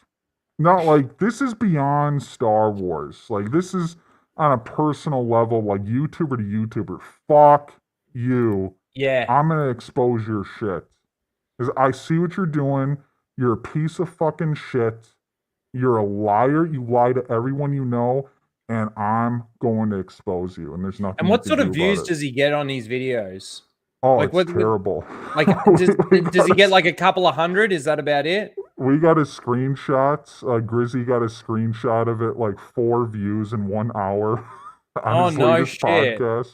Oh, and yeah. See, anyone that's been able to build a channel genuinely to 20,000 subscribers isn't getting 4 views in an hour. It's like, we started 0 subscribers. We saw how it was like. when we started. Yep. And the numbers he puts up legitimately are like worse than what I was like my first few months on the channel. Like that's how bad it is. But everyone looks at that number, that subscriber number, and we've been calling it out. People just think I'm a fucking liar. Like his friends, like they believe him. They just think I'm the grifter, I'm the liar. I'm just jealous of Jacob. Like they're really retarded. But we're gonna continue calling them out. The documentary is coming. I've just been busy with Shill Wars, and I got to get other videos out on the channel. I got to catch up on Shill Wars. I think the last 3 I haven't watched yet. Oh, it's a banger. Or the last 2. I caught up a couple. Anyway, I've still got a couple to go. But yeah, I can't wait. So with Jacob, I'm tired of talking about him, but like the documentary needs to be made. That's just gonna like instead of making multiple videos on him, I'm just gonna make one fucking video. And you know, he's a little fucking copyright whore. And so that's one of the reasons I'm doing it. And so yeah, just one video, expose the fuck out of him. And I just hope he goes away and we stop talking about him. Because he's irrelevant. Well, I feel like you're already starting to do that. I mean, he is still obviously tweeting up a storm. But like, I don't know, is he even still putting content out on his channel? No, he's like I swear you've done something to that boy. Oh god. Like he stopped live streaming because he got trolled. That may have been me or not. I don't know. I may have been behind one of the accounts. Spoilers. And so he doesn't stream anymore because we've been calling out the live stream numbers. This guy's got 50,000 subscribers. He's got like 10 people in the live chat. Yeah, it's that ridiculous. Doesn't add up. You've got what, 10,000? 12,000? What are you on now? 10,000. My live streams are 150? If I hit 100, it's like nothing anymore. Lately, it's been pretty bad for me. It's been like 70, 80. But like when it was like a busier time, it was like over 100 consistently on average. For Jacob, it's nothing. Yeah. Like I've never had numbers that low. And so he doesn't do that. And then he was doing the Chinese lightsaber grift. He got we counted 4 lightsaber companies from China that he was getting promo codes for. And they're reaching out to this motherfucker because they say, oh yeah, he's got 50,000 subscribers. He can help push our sabers. Help push our... and he's not pushing it to anyone. No. And so we called him out. I wanted to save all this stuff for the documentary, but I just got sick of it. You know, I was busy with Shill Wars, just sick of waiting. So we've just been unleashing on Star Triggered, the Twitter account. So a lot of the stuff you'll see in the documentary has been released on Star Triggered. And so once we exposed him there, he stopped the lightsaber stuff. Because he's one of those idiots that calls everyone a grifter. And you look at him, he's a fucking grifter. He's buying all his engagement. He's pushing these Chinese lightsaber companies. But what doesn't he only get revenue out of a sale of the Chinese company if they use his promo code? Yeah, Isn't that how that works? I guarantee. Like, how many is he getting? Like, if he's only got 4 people watching a live stream, you got to remember he is one of those. Like right now, I've got my stream playing in the background. That counts as a view in the watch. Like, you know, the total amount of viewers. It shouldn't, but it does. But like, you know, I still got right now where we get 69 people watching. Perfect. 69. Oh, he'll never touch that. Like, never. And I've got way less subscribers than him. I got 7,000 subs. And so I think what he did recently was he paid for $100 the High Jedi Council member for the Sexplains on his in his memberships. So he paid $100. Does that get him access? Does that get him like a seat on a stream or something? The perks for that is you get listed as the Jedi Council member and the credits of his videos, and you get a Zoom call with them every month. So I think this dumbass paid the $100 to be a High Jedi Council member, did the Zoom call with them, and then kissed their fucking ass. And I think made an ass of himself in that Zoom call. Because as much as I rip on the sex planes, I think they saw right through his ass. I think they saw right through him. And he canceled the fucking membership right after that. I don't know if he's still a regular join member or not, but he's not paying the $100 for a second month. And I was telling my subscribers, if I was to like bamboozle the sex planes that way, I would have at least paid for 2 or 3 months of the high council member, just so it doesn't look like I'm a piece of shit just trying to grift off of them and get access from them. But I think Dude. they saw right through his fake ass. I think any YouTuber like him or fake Kyle or anyone sees his engagement and they're like, no, bro. Because they're YouTubers too. They understand how it works. You should do it, and you should go in like cognito sort of thing, and you should become like that top tier member. Go on the Zoom call recording, go on the Zoom call, and like just be you. Like obviously go in there as Melvin, but like ask actual legitimate questions. Like don't go in there hot and heavy or like argumentative or anything, and just start like just straight off the bat. Just start it like an interview. Just That be like, is so that's one of my plans that I gotta come and spoil. oh, love that. But like as like going as myself, I don't know. I might like just do some like woke like persona. You could do that. Dress up. Oh no, you don't even have to be on screen. The problem with that is it's illegal to like record shit Without them knowing. Yeah, so if I did do anything like that, I think I would just like do a reenactment of what happened. Maybe Or like you could, if let's say you went in there and you put on a persona of being like on their side, let's say, you could tell them, I'm just recording this for my own little content. Is that okay? Like, whatever, pretend, and then just get their permission. I don't know. Is that still deceiving because you're not actually revealing who you actually are? I don't think so. I don't think there's really a way It'd just be around awesome. It'd just be but awesome. like that's one of the plans I had is to like get into that Patreon and troll. Oh yeah, like there's stuff that could be done. We Because gotta- it's we like need- there we was need- stuff in the Cameron Pasha Patreon. All their reactions to the shows are in there. You know, I might have to like. I was gonna say we need I might more have to hit Viper. up Grizzy, and we We need might more have to do- Viper. We need more Viper. We need Viper back. Oh yeah, and Sparrow Files season 2. I don't know if you know, but you know Cameron tried to copyright claim all those videos. No shit. Yeah, YouTube wouldn't let him do it. Well, haven't really put in any, like you've put in clips of his stuff. He tried to claim the content from his Patreon, like that's a thing. Wow.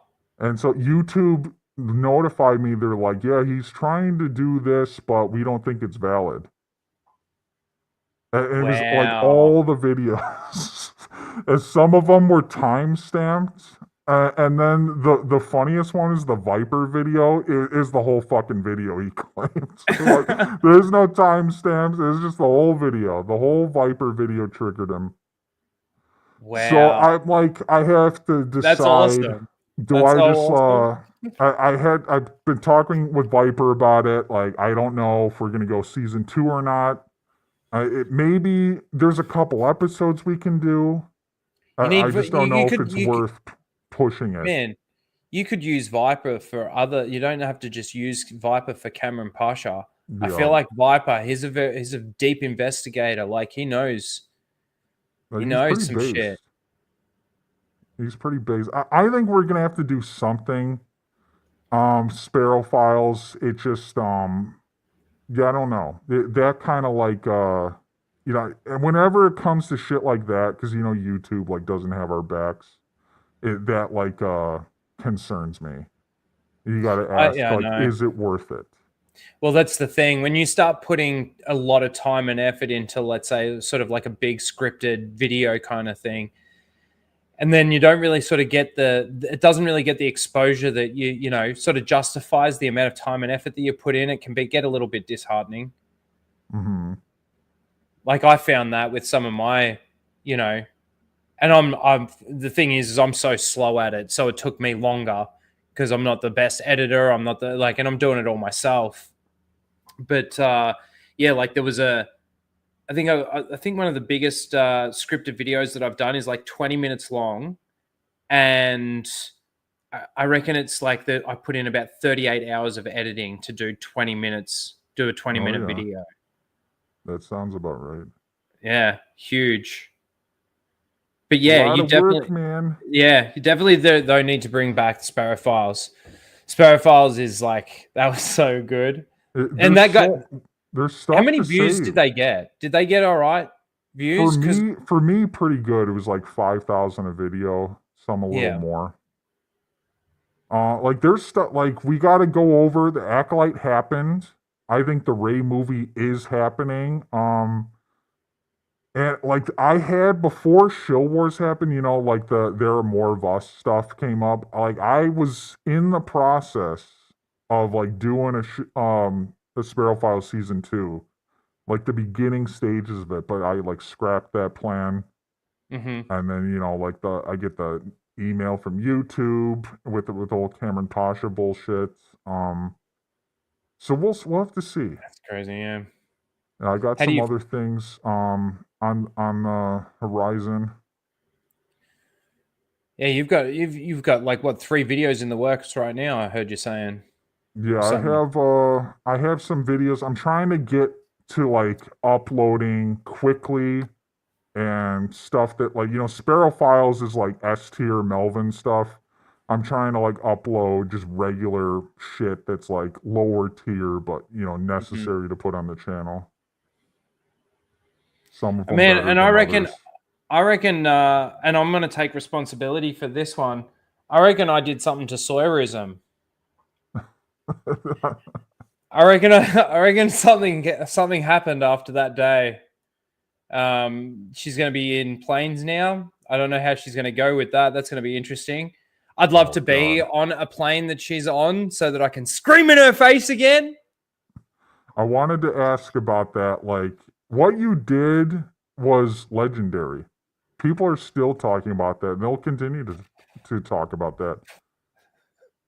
And I can only hope I can like recreate that moment, like in some other situation. I have to tell you sort of how, like, I don't know if I sort of explained it so much in my video, because I had to come out and say what I had to say because it was like a complete lie what she was saying. Yeah. But anyway, we were sort of just roaming around the convention. We were looking at, you know, different shit, different stalls and all that kind of shit.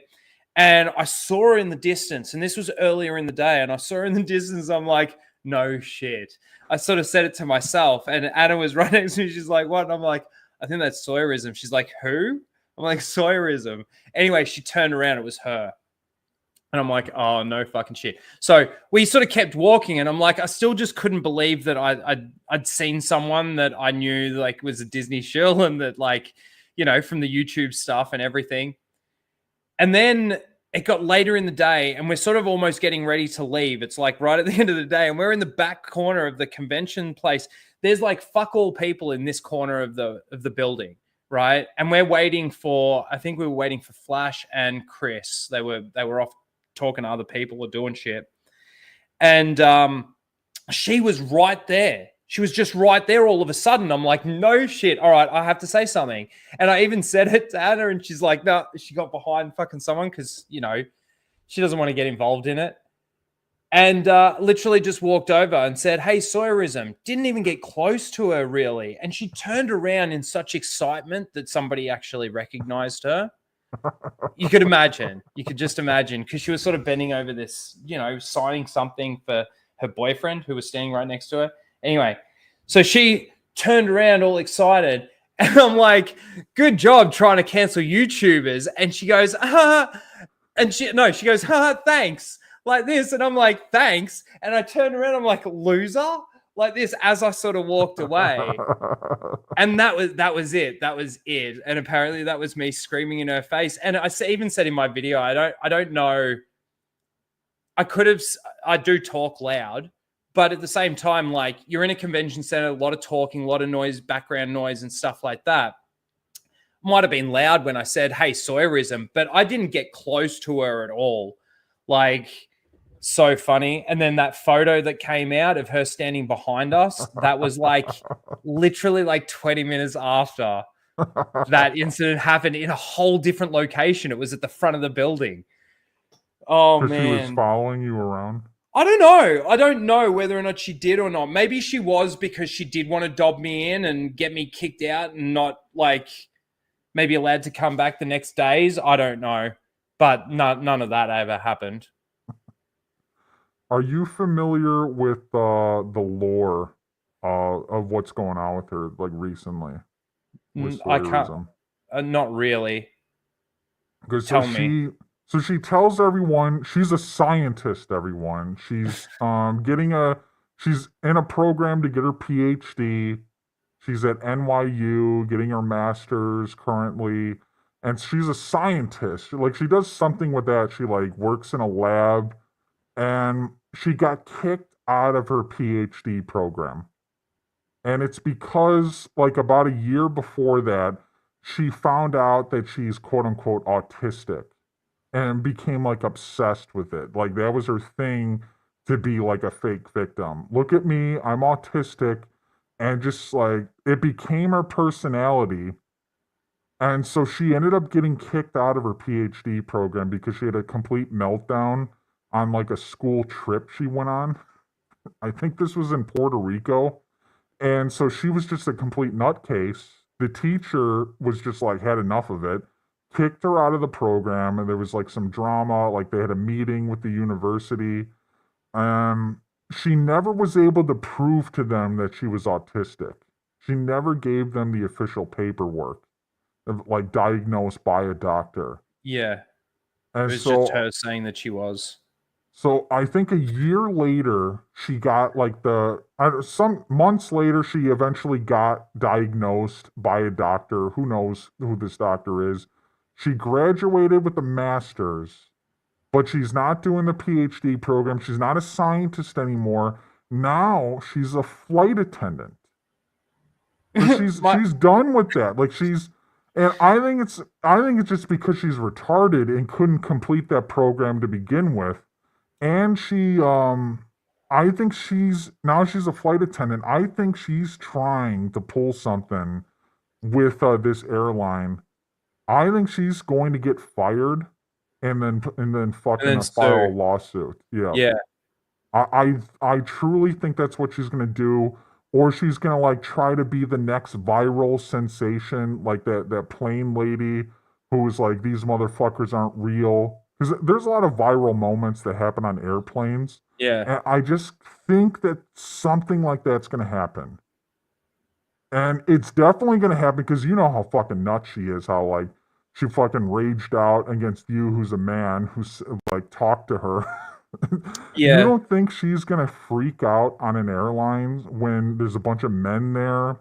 There's going to be, like, I feel like she's going to insert herself into something that is a nothing thing. She's going to turn it into something. She's going to create this viral moment, or she's going to try to create a viral moment, and then obviously get fired, and then, you know, lawsuit and all of that kind of shit. I agree with you. It's the kind of person that she comes across as. It's insane. So if that ever happens, I'm going to, like, do whatever I can to just be like, hey, this person's a fucking piece of shit liar. Yep. But that's the lore of Sawyerism, and there you go. Yeah, like, what you did with her there, it was just legendary shit. That's how I see the channel evolving, is becoming kind of like an Alex Stein at these Star Wars Celebration events, or the premieres, and just, like, trolling the fuck out of them. Well, that's the other thing too. Is it's like, when I went to go over and say something, I had no idea actually what I was going to do or say. Like, I didn't. It's not like I preemptively said, I'm going to go after her and say, you know, good job on it. Just kind of came out of me. Like when she turned around and she smiled, I'm like, I don't know. It was an ugly smile. But yeah, like, I don't know. It was just, I wish I recorded it though. That's the only thing. It's the only thing, because that would have been just the perfect evidence. Like, because I would never have recorded it and then released it. I would have released it after she basically lied about it. What worries me is they have a friend, Star Wars lawyer, who I guess is an actual lawyer. This fucking idiot was like telling people on Twitter that there's grounds for like a lawsuit or something. Oh yeah, I saw that. And I'm just like, imagine if we get to a world where like where that shit is like legit happening. Like that would be a bad world to live in. Well, it kind of is happening in Europe at the moment, in the UK, in What's Canada, it's sort of happening. Oh, just that, you know, if you say something against or post something, you know, you can be thrown behind bars. I'm just saying, like, the government. Yeah, you know, person complains about some hate speech. Oh, this person came and called me a loser. He called me a loser and he said that I tried to cancel YouTubers and called me a loser. He needs to be locked up. Like, commies. How do you feel about your government? I'm terrified. You think about moving ever? I have. I've been definitely, like, for me, it's a big commitment. I've got the house and everything. I would, if I was going to ever move, and like try and come to America or something like that, I would have to be fully committed to it. So that means completely liquidating all my assets and everything, and, you know, coming over and hoping that I can survive and get a job and do all of that shit in a place I've, I've been living here for 40 years, man. It's a lot to confront, basically. So, but I have thought about it. It's definitely not easy. It's not easy to just be like, well, I'm gonna go to another country. But like, I mean, I got a Maltese background, and my mum was born in Malta, so I could get a dual citizenship or something, and probably go over and live in Malta. But Malta's not necessarily a good place to. I think it gives me access to other places though in Europe. But if I was going to do it, I'd want to come to America anyway. It seems to be the only place that is sort of, with the government and Trump and everything else, it's the only place in the world right now that seems to be using some common sense, at least some, whether or not you agree with it all or not. Yep. Another term of Biden or whoever, the puppet they're putting in there, it could have got like really bad here. Yeah. I don't know if Canada or Australia is. I guess they're already at that point. But like, well, the thing is, where our government's at that point where your government was at with Biden and everything, let's say, but the people, the citizens, haven't caught up to where your citizens are at. So it's like we're now back 4 years ago for you guys in regards to the way our citizens see shit and, LGBTQ rights, blah, blah, blah. They're all like, man, they're so brainwashed. But our government's so miles ahead because of it all. It's just, it's so scary to think. And we've got a federal election coming up. I don't mean to go into politics, but we've got a federal election coming up in like 2 months. And both candidates are fucking, man, it's so retarded. And we have to vote. It's mandatory. If you don't vote, you get fined. That's crazy. That's so crazy. And it's a $70 fine, but it's still $70 fucking dollars. And if you don't vote for the candidate they want you to, it's an additional $50. Yeah, well, yeah. But the thing is like, even if you do vote, it seems just such a scam at the moment. Everything seems so rigged. Anyway, I just want to shift gears with you really quickly because I know that you're a Karate Kid fan. Oh yeah. And I'm a pretty big old school Karate Kid fan. In fact, I remember there was a stream that I was doing with Tom from Midnight's Edge. This is fucking years ago. And we started talking about Karate Kid, and I was talking about how I would love to see almost a bit like an origin story. It could even be a series about Miyagi, because there's so much from the movies, like his time in the war, his childhood with his dad, him practicing that technique. And he says, that happened with my father too, or I said the same thing to my father. There's so much there that you could do. His family dying, all of that I thought like that would be the series that I would want to see. The backstory of Miyagi. There's supposed to be, so they're doing the Karate Kid, another remake of it, basically. This movie, the Legends movie, the Karate Kid Legends, Karate Kid Legends. That's a Legends content that I think I can get behind, even though it's like copying the same plot. Oh, dude, original. I don't know. I watched the trailer. We're gonna watch it, but yeah, I'll still watch it. I don't know. You're talking about Chinese and Japanese fighting styles coming together and being a part of their history is together. It's like it's the same fucking plot, but like I guess there's two senseis. That's the twist. Yeah, I don't know. And it's the two styles. I also don't like it because the Jaden Smith Karate Kid movie just fucking annoys the shit out of me. That final move, I talk about it every time it comes up. Like that final flip kick thing that he does, you can plainly see that he's on rope, like on a fucking wire. And like it is the most pathetic, ridiculous fucking move. And he doesn't even train for it. There's no like training or anything for it. It just happens. He does it on like one leg too. One leg, yeah. His other leg's busted. He's got like an 80-inch vertical. Yeah, so that he can flip and land on his good leg again. Kicks with the good leg, jumps with the good leg, kicks with the good leg while doing a flip and lands on the good leg. It's insane. I just hope they have it like canon in this movie, that they like reveal how fucked up he's gotten. He like dresses as a girl and he's like, Daniel-san, my student lost his way. Yeah, I can't have another one lose their way. Let's watch this. How old is Jackie Chan now? Oh man, that's a good question. I need to have a look. You want to talk about it? My mom wants us to leave everything He looks behind. really old there. Sometimes it is the only way. I'm guessing he's 70s. Yeah. Considering Asians never really age. Yeah. Move forward. You come to America. New rules.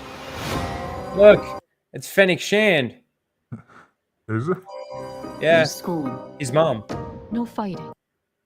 Fennec. I just don't. Why don't they switch up the plot just a little bit? I know there's the two senseis, two styles, but like, why does it have to be the same fucking movie? Yeah, like a school kid. School kid has a crush, jealous boyfriend kicks his ass, cries about it, and then meets up at the tournament, and then but I think there's a bit of a change in this one, because in this one he already knows how to fight. So when he gets beaten up, he actually more beats them up, and it's just getting him in trouble. Oh, you think he's going to beat them up? Yeah, well, when you go, hang on, just in this bit. Yeah, I did. One. What's his name? Mia? Well, she seems pissed off that he likes it talking to a girl. Gee, what kind of mother are you? Jesus. She doesn't want him to fight anymore. How old and is fucking she's pissed off. That's so stupid. She doesn't want him to fight anymore, but she fucking doesn't want him hanging out with a chick. Oh God. What was your question? Like, how old is this kid supposed to be? And she's upset he's like hanging around with a girl. Yeah. He's at least 14, if not and older. it's like she just moved him to a different country, and she's mad that he's like connecting with someone and a girl as well. No. It's like, instead of just being happy. Hey. He's the new white straight male. Fuck you. You're not allowed to do that. You study karate or something? Kung Fu. Used to. He used to study kung fu, so he's already a fighter. I don't do any of that anymore. Yeah, you're clearly over it.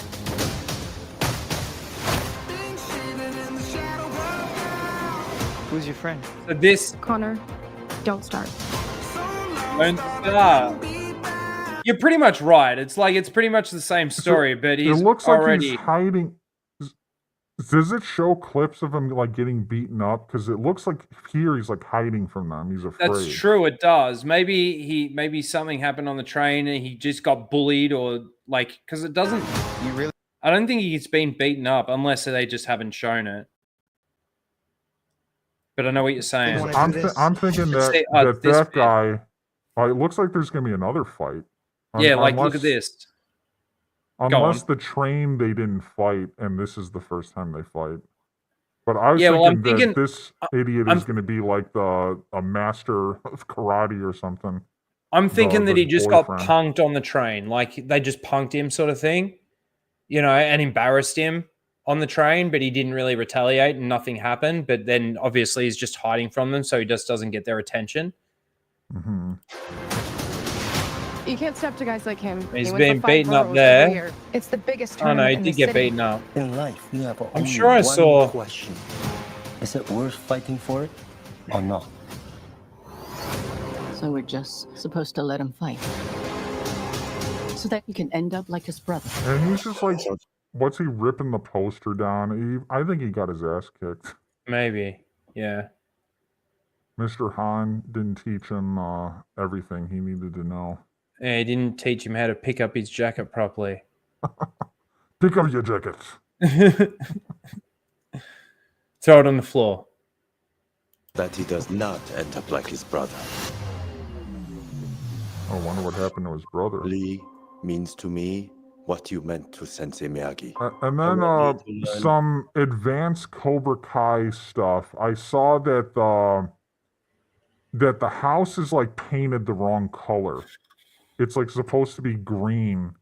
So did he like repaint after that's Cobra true. Kai, or is this just like a continuity error and they didn't give a fuck? That's very true too. And so And is this after the this is tournament and after- everything that we've seen in? This is 3 years after Cobra Kai. Okay. So it looks like Daniel-san is not a sensei anymore, which at the end of Cobra Kai, he was a sensei with Johnny, and Oh, Johnny's true. doing his shit.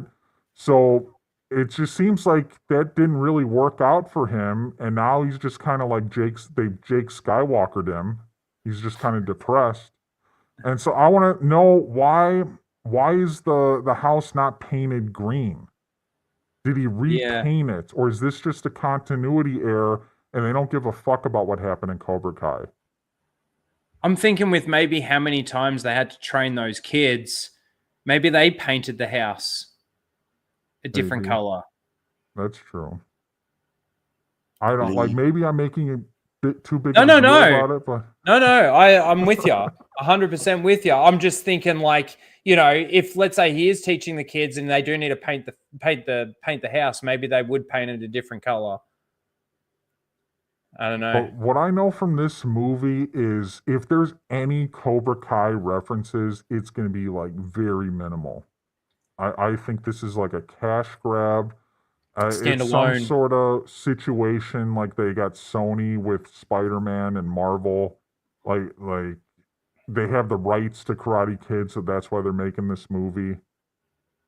But I don't think Will it's going to Smith mention own Cobra this Kai shit? much. Doesn't Will Smith own it? Yeah, he does.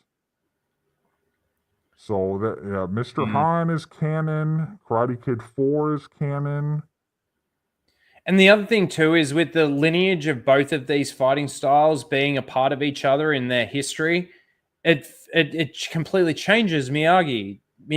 It completely changes Miyagi's fighting style. It completely changes everything. Yeah. Means to me what you meant to Sensei Miyagi. I want Lee to learn Miyagi karate. I'm sorry, Mr. Han. I wish I could help you. You will. I'm not coming to New York. What's he What's so that? upset about? Who, Daniel? I guess maybe he doesn't want to go to New York, but it just seems like he's done being a sensei. And it's like, why would he be done being a sensei? Mm. And if he was done being a sensei, wouldn't all of this be? I don't know. Maybe no. Maybe not. We'll see you in the Big Apple.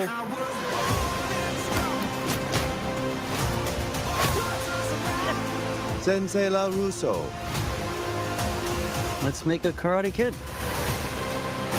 Roll credits. Have a fun. What? Roll credits. Yeah. Foundation of Kung Fu. We're going to build upon that with karate. Ancient way. Miyagi way. There's two of them. Focus!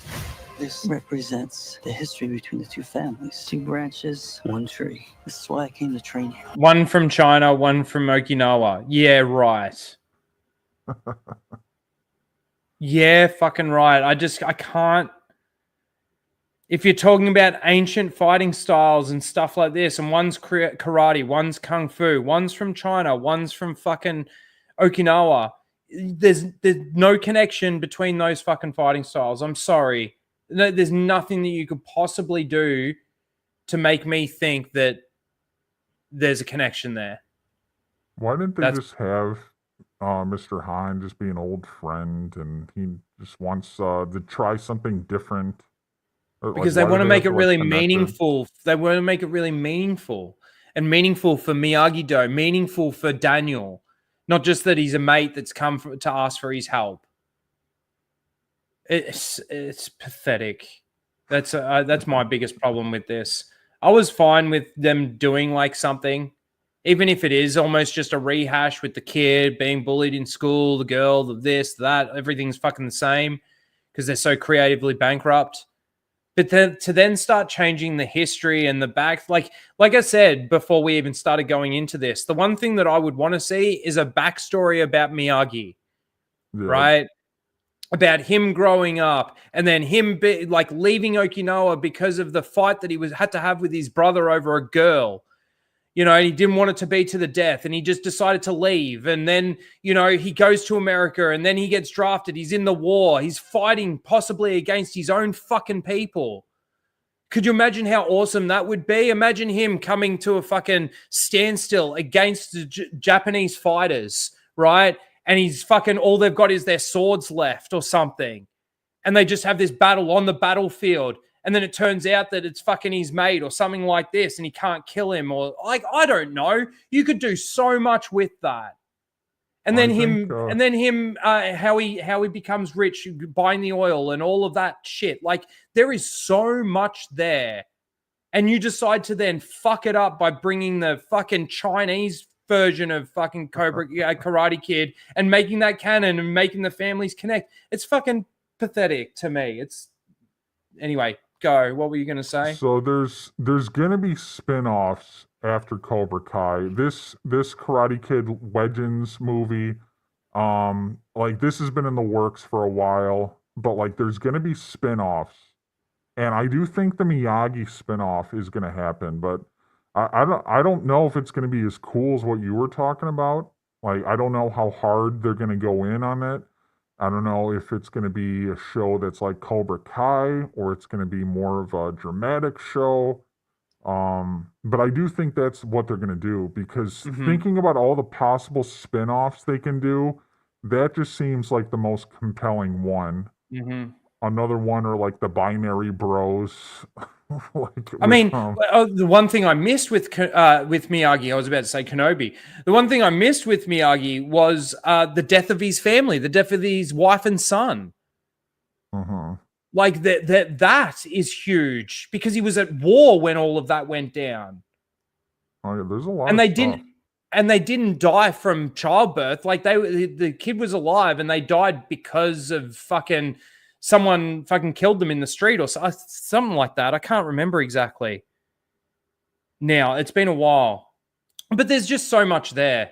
And they just... I even had a problem with some of the stuff that they did in Cobra Kai with Miyagi's backstory, I feel like they did Miyagi pretty well with the way that they did him in Cobra Kai and the way Daniel kept going to his grave. And, there was a bit of conversation there and stuff like that.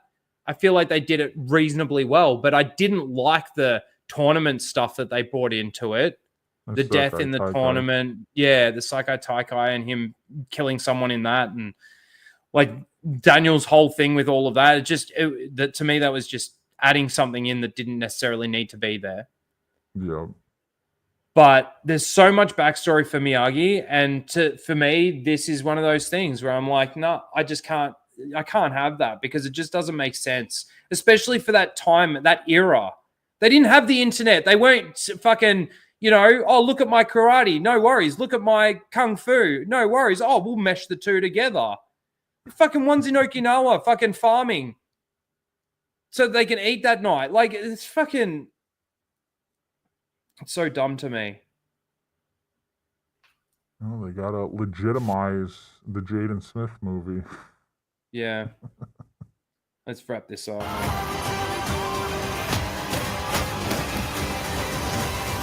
Remember what you're fighting for. When you understand that, you'll be ready.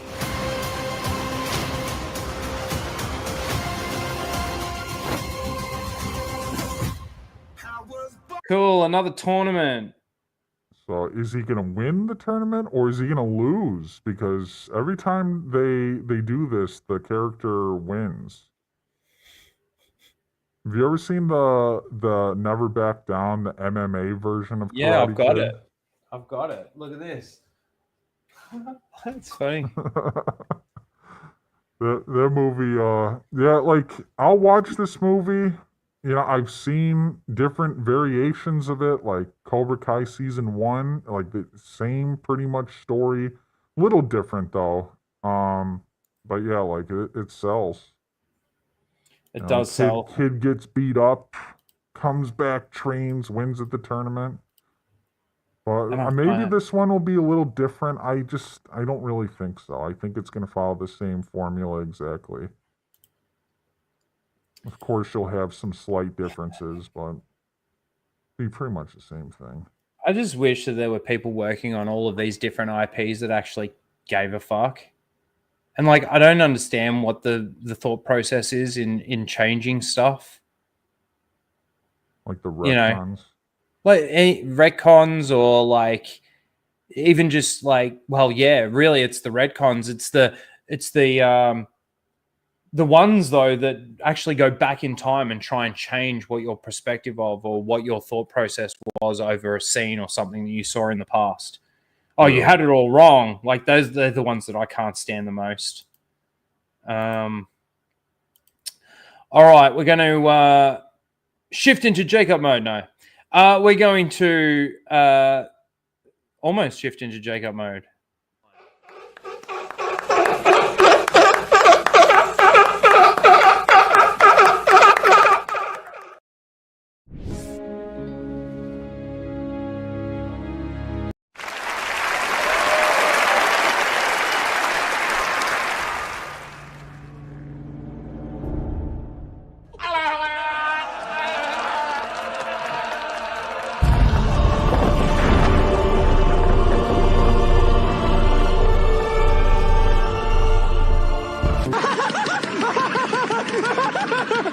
I'm all the Jedi.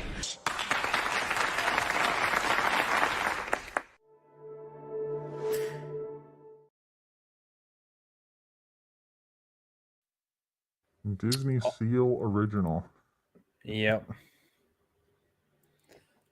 It's awesome. The Disney Seals, they're always there, man. And they're always the same people. Pretty much the same people as your shills. Now, I would normally say that the nomination would probably be Darth Thunder. He does get nominated. In fact, he does have a nomination this week. But that's not for this one. Because this one's a reasonable question, wouldn't you think? Revenge of the Sith or Return of the Jedi? What would you pick, Melvin? If you had to pick one right now to watch, which one would you reach for between those two? Of the Sith. Mm-hmm. I'd probably go with Revenge of the Sith too. As much as I love Return of the Jedi, Just Oh, I would go Revenge of the Sith. I think I know what you're going with this, though. I think, are you going to pull up Jacob? Oh, yeah, we are. So J.I. Acup gets the nomination this week, and he says, I love both of these films dearly, but I'm honestly going to go with this one. The Rise of Skywalker. You can't tell me that this guy is not a rage baiter. He does this because he wants people. He wants people to fucking just rip on him. I think he enjoys it. He enjoys being a bitch. He enjoys the attention, but the attention being like negatively based towards him. Jacob, you are a fucking moron, man. The question was picked between these two. You could have just simply said one of the two, but you had to go with The Rise of Palpatine. I feel for you, buddy. I feel for you. And nominee number 2 this week goes to M, who has been nominated before. And it's basically, we're not going to go into what it is actually quoted, but apparently Obi-Wan voice actor James Arnold Taylor says he wants a series to explore Obi-Wan and Satine's romance. Yes, please. Like, this is obviously for the shippers. Yep. And it wouldn't surprise me if they did something that pathetic. They actually did like a drama series about Obi-Wan and Satine. Could you imagine how like boring that would be as a Star Wars fan to watch that? Yeah, maybe they'll make a book about it that no one will buy. Just like the Acolyte books. I can't wait to see those books not get any sales. All the people bitching about the Acolyte. That's how they're going to continue the story, right? Through books. That's what they've said. They're releasing prequel books as far as sequels to the Acolyte. That seems to make the most sense if they're going to continue the story. But like we haven't heard anything. But there are prequel books that are coming. Well, with the way that they if you love the Acolyte so much, like you buy the books, they're not going to buy them. I guarantee it. Yeah. Well, they're barely buying the fucking High Republic stuff. And it just goes to show, like, in regards to the EU, look, I'm not going to say that before Disney Star Wars came out, I'd read like probably 2 EU books when like the first ever Disney Star Wars movie came out. And I knew a lot about the stories. I'd seen people talk about it. I've talked about it with people and they've told me stuff. And I got a lot of my knowledge that way. I'm not the best reader, if you haven't noticed, guys. But after we got Disney Star Wars and after Disney Star Wars became what it became, I was kind of like, well, we're never actually going to see the real Star Wars. We're never actually going to get these adaptations. So I may as well start reading them. So I started reading them, and that's just the way it's gone for me. I can't stand the fake fans. These are the new Star Wars fans that they actually said that they wanted. It's these people. And they've got them, and they're so minute, they're nothing. It's just amazing to me, like, how they just don't get it. They don't want it to be successful. They don't care if it is or isn't. Which makes you wonder, is this like a big money laundering operation? I've seen that thrown out there, like with the Acolyte, and you see like Snow White bombing at the box office. Is that what they do? It's like, how do you expect that movie to make money? How do you expect the Acolyte to do well on Communist Plus? Mate, it's a good question. Because especially with the investors behind it, like surely they're paying attention to their investment. And it's just a lot of stuff doesn't add up. Moving right along, nominee number 2 is Darth Thunder saying Star Wars in 2025 is going to be lit, and all he's got on there is Revenge of the Sith. He's now been able to put, and there's 2 images there of the same fucking thing, and Andor. Tales of the Underworld and Andor. Like, just thinking about the lineup for Star Wars this year, and probably even moving into next year, it's just so pathetic what it's actually become, like what they're releasing, what they're coming out with. Did you know that this guy's a total fraud? Who, Darth Thunder? Darth Thunder. He this is a long overdue video I was gonna make on him. There are several tweets of him from like 2019, like ripping on Disney Star Wars, talking about how it's woke and all this shit. And now you look at his account today, he's a total fucking Disney cuck. And so there's a lot to expose with him. He's a total fraud. That was kind of why I stopped watching and unsubscribed and everything to Star Wars Theory. The moment for me was Rise of Skywalker with him. Like, he was going into that saying, like, if Anakin's not in it and if he's not the chosen one, and, you know, they completely stuffed the story and everything, oh, this is going to be shit. And then he watches it. None of anything that he said had to happen for him to like it happened. And he goes, oh, it's really good. And I'm like, what the fuck just happened? Did you get brainwashed while you were in there? Like, seriously, like that fucking, what is it called? Clockwork Orange? Like, in the theater, and they fucking, what happened? That was the moment. That also was an influence for me to start the channel and go down this like Disney show rabbit hole, because I just became aware that these people are paid to like give it positive reviews, and like I know so much more about it now than I used to, but like that was an influence. It's just like, this guy said, if this happens, that happens, he's gonna not like the movie, but he ended up loving the movie. And you just looked at his reaction to it. It was just so fake. It's like someone. Now he says that he's backflipped on that, and he's obviously doesn't like the sequels anymore and everything. But for me, if you couldn't see that from the word go, based on what Star Wars actually is, it means to me that you're not actually a Star Wars fan.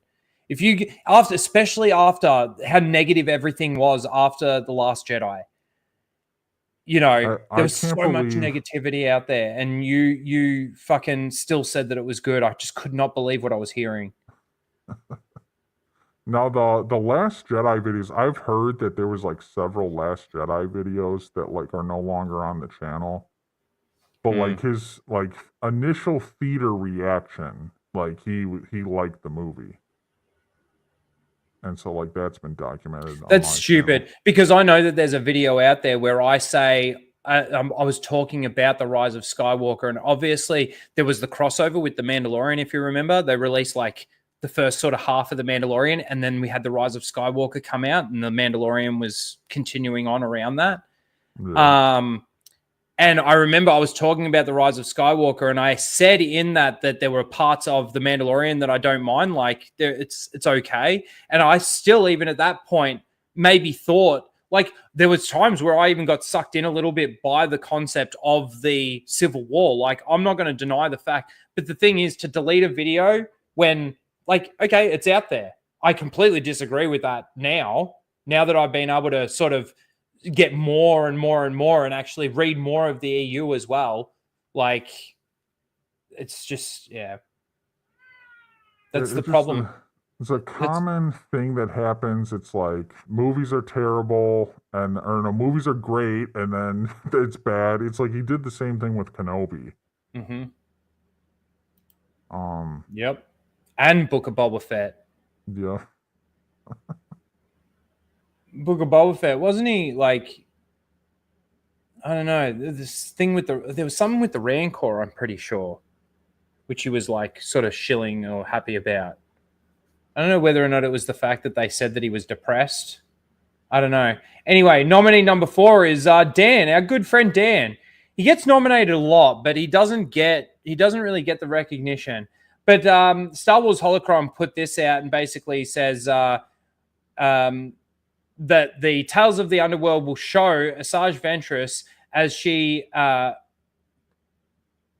collaborates with a young Padawan who is basically a survivor of Order 66. But that's not the tweet. So it's this. Not to be that guy, but more Order 66 survivors isn't a bad thing. And I'm super tired of I don't know if that's supposed to be something or whatever. Epic meme joking about it. I don't know. Like, it is a joke. The thing is it is a joke that there's so many survivors of Order 66. Now, I'm not going to say that there weren't survivors of Order 66 because they didn't completely purge everyone.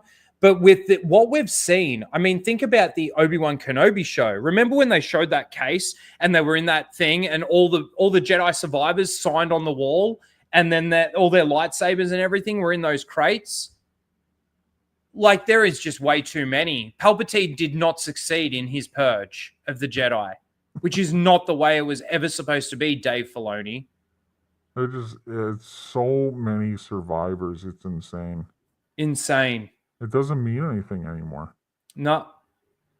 And again, I'm not going to say that every single Jedi was purged. I mean, the Rise of Darth Vader novel is a year after and there's still survivors. But he does go around the galaxy, hunt them down. If he does come across a Jedi that's helping, he fucking hunts them down and kills them. You know? And by the time we get to when Yoda is talking with Luke in Return of the Jedi, the last of the Jedi, he is. So I am a Jedi. Oh. Anyway, there are your 4 nominees for Seal of the Week. Let's get the poll in the chat. Yeah, I know you're hungry. Oh, no.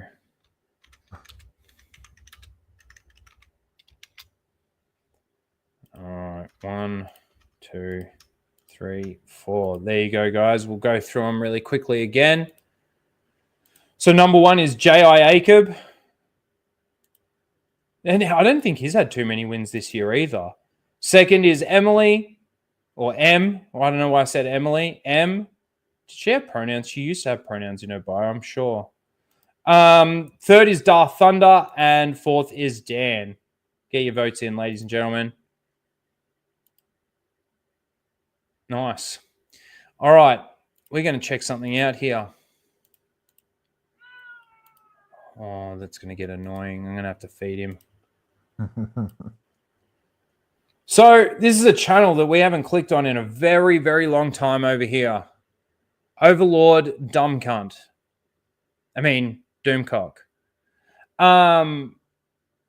So as you mentioned, he's done a lot of fucking Snow White.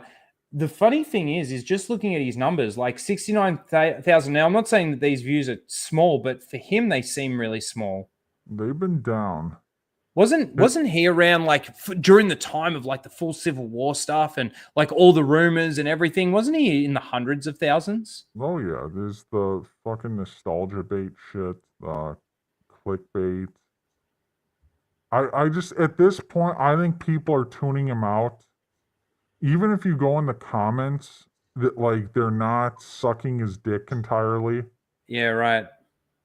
Especially when it comes to the Hopium videos, they're not like buying into it in the comments.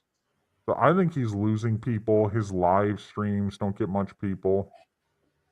And he's still got like 360,000 subscribers. But that's the thing. Even people that don't even like him anymore are probably still subscribed to him. They just haven't gone in. I know I've got like about 200 channels that I'm subscribed to, and I probably don't click on any half of them.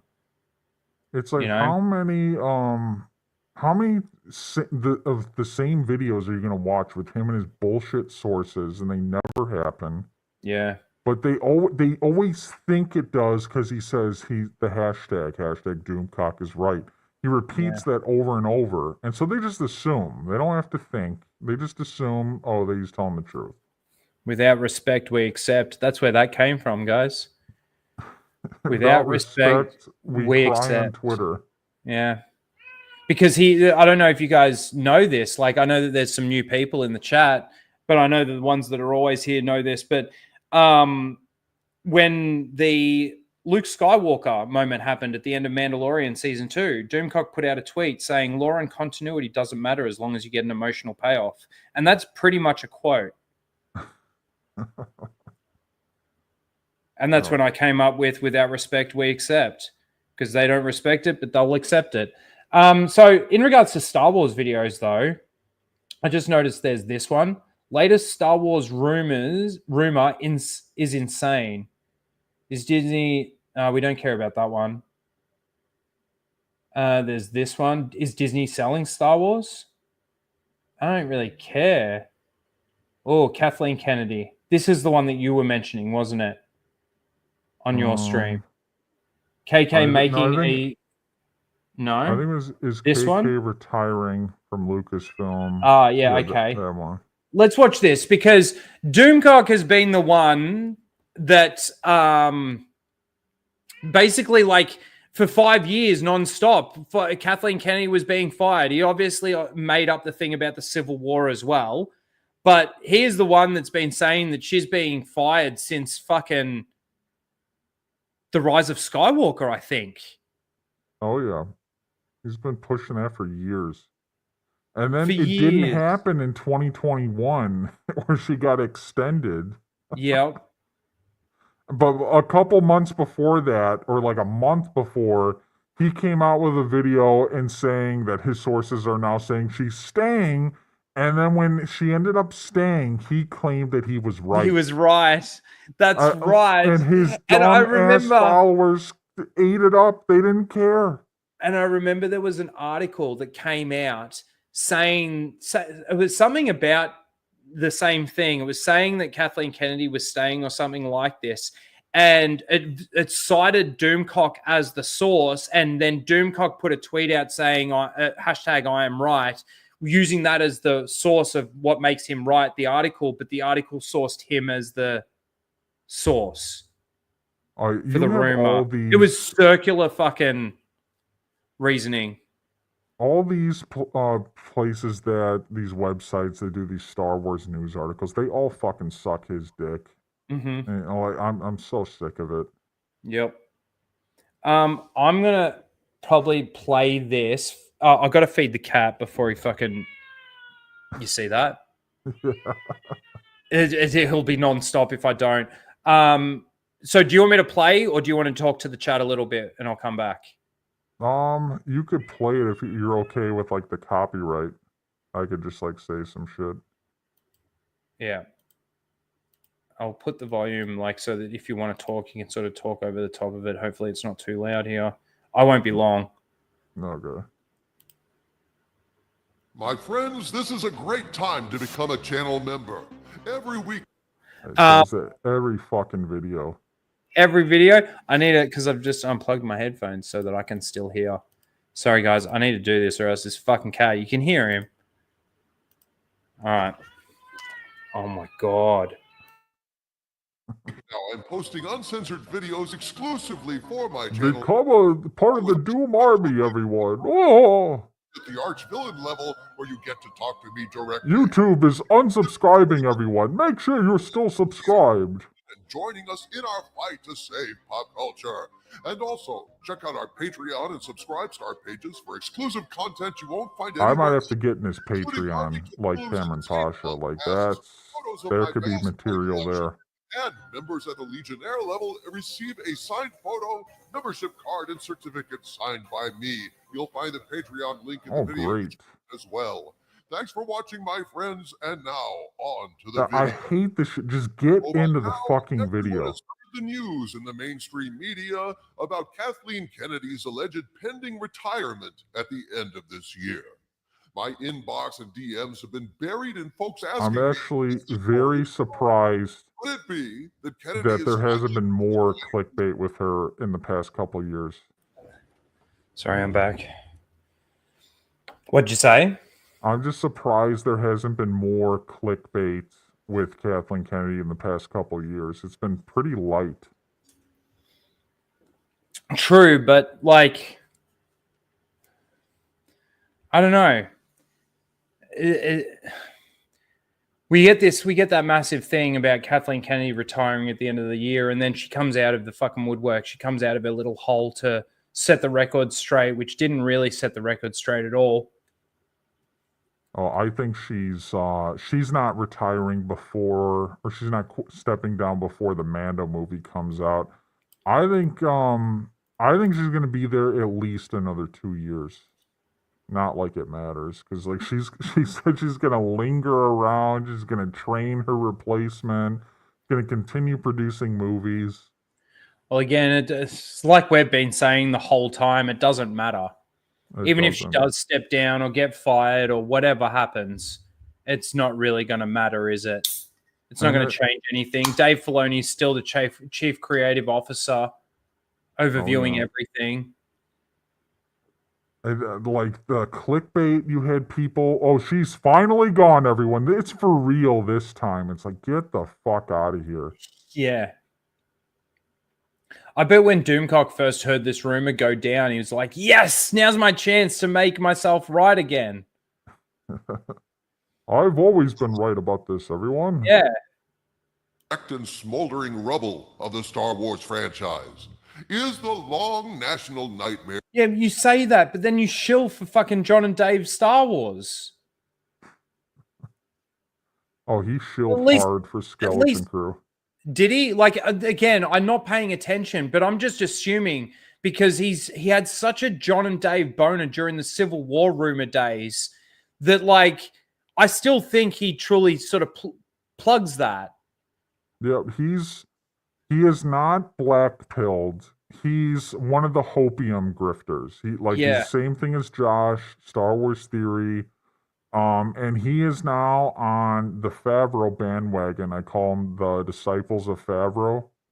And so whatever Favreau does is great.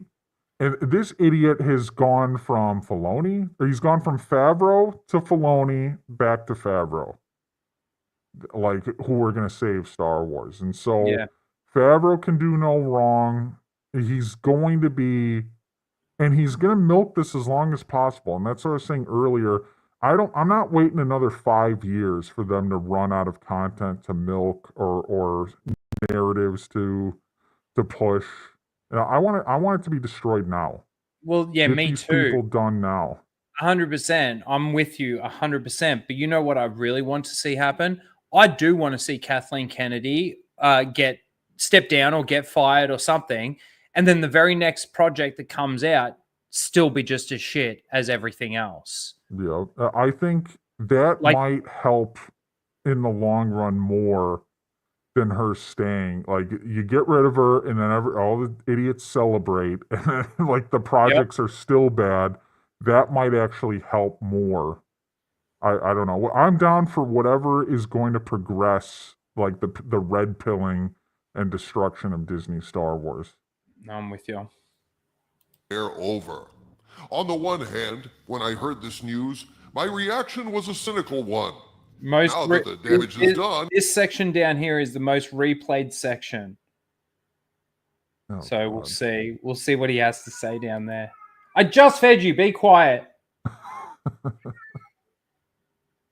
Who cares? What difference does it make?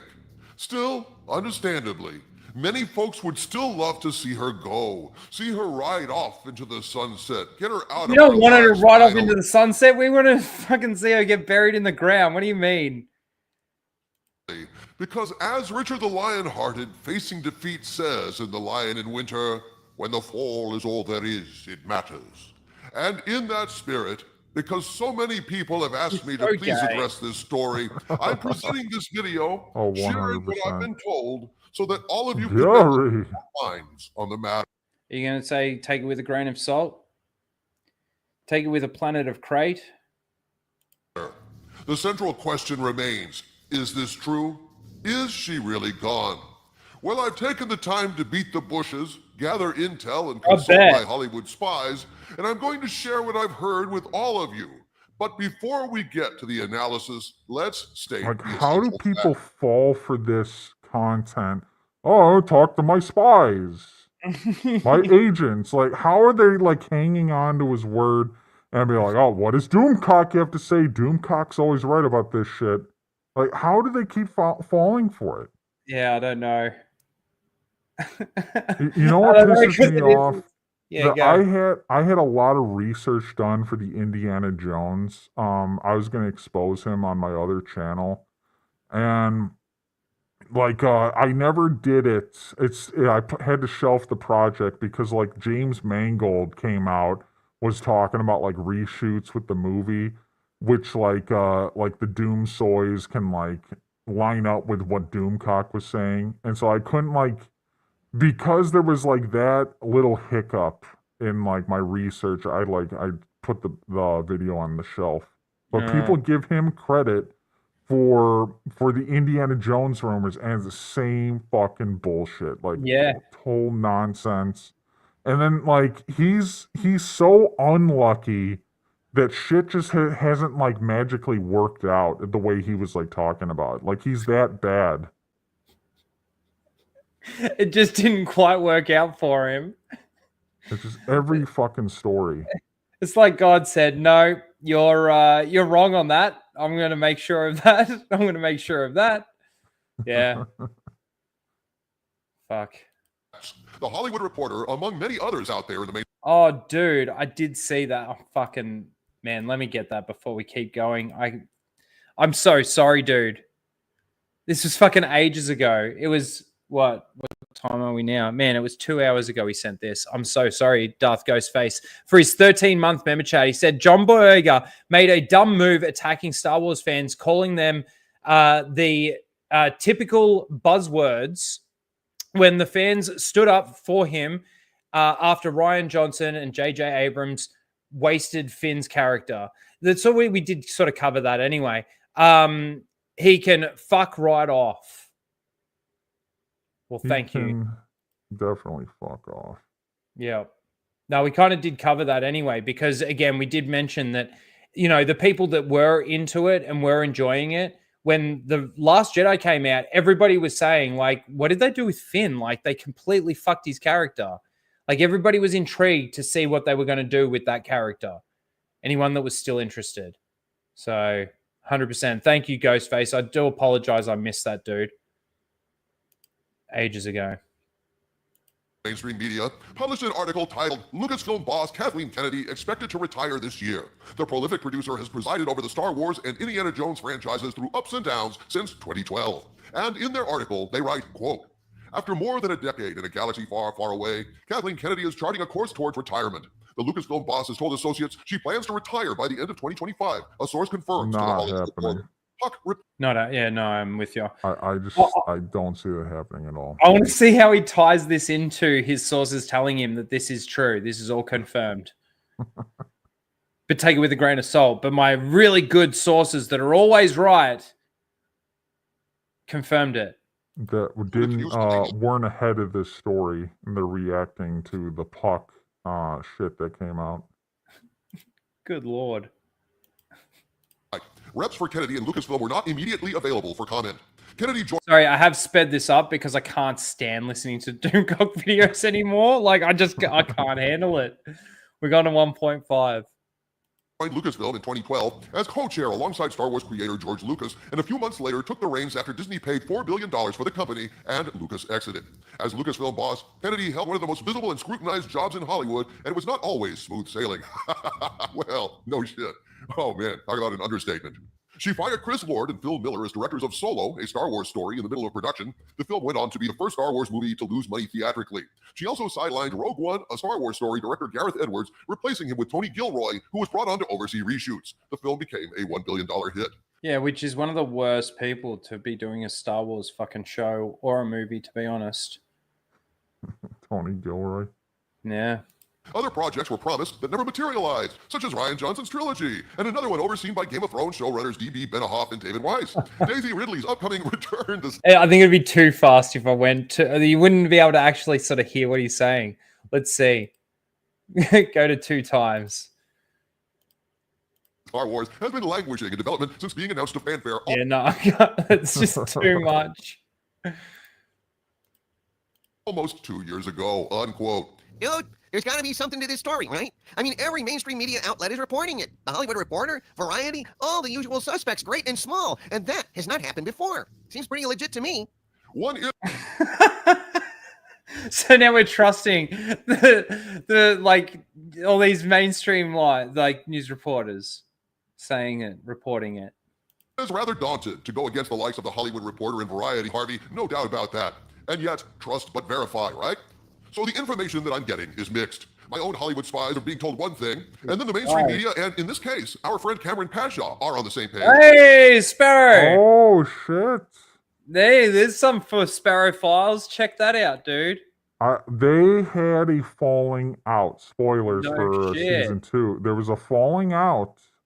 This is the first time I've heard him mention him.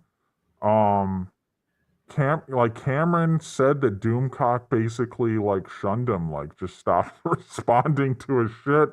And that's why I thought it was possible Doomcock might like just go a different direction, like stop the rumor stuff.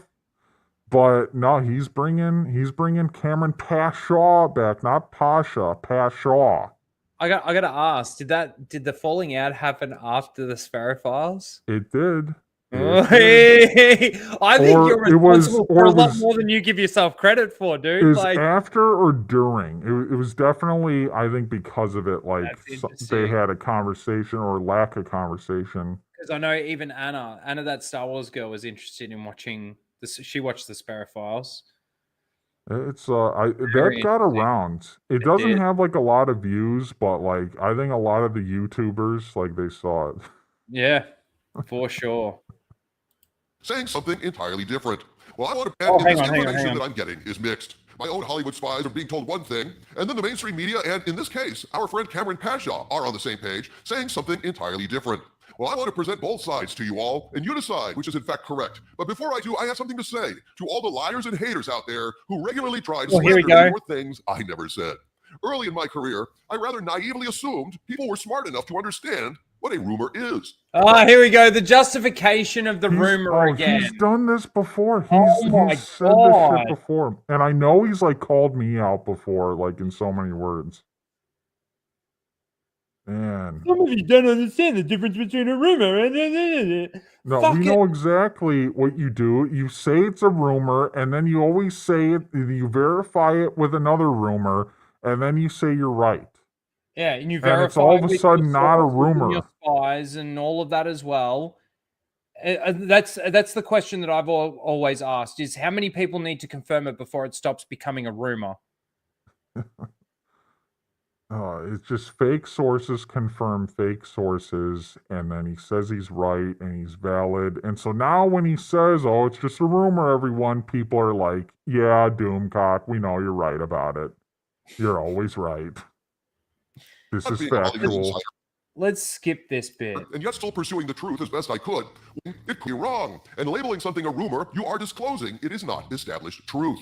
But sadly, because unlike this supervillain, they're perfectly happy spreading lies for their own purpose when a rumor proves Shut up, to be false. Doomcock. Well, you know what? That's the nature of rumors. Sometimes they prove to be absolutely true, like the rumors I broke about Indiana Jones and the Dial of Destiny. Hey, there you go. Nope.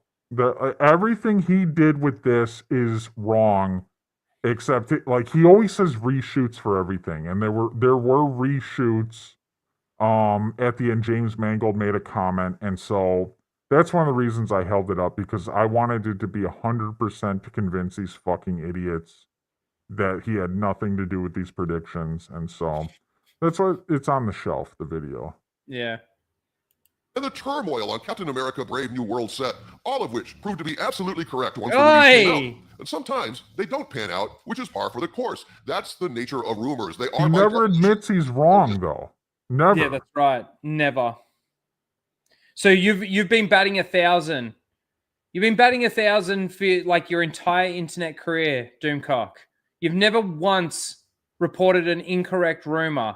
So now, when you say, based on that assumption, when you say that you're getting information from your spies and your sources, which confirms this rumor and this and this and this, But then you tell people to take it with a grain of salt. But you're telling us that these rumors, every single time that you've reported one of these things, you've been 100% correct?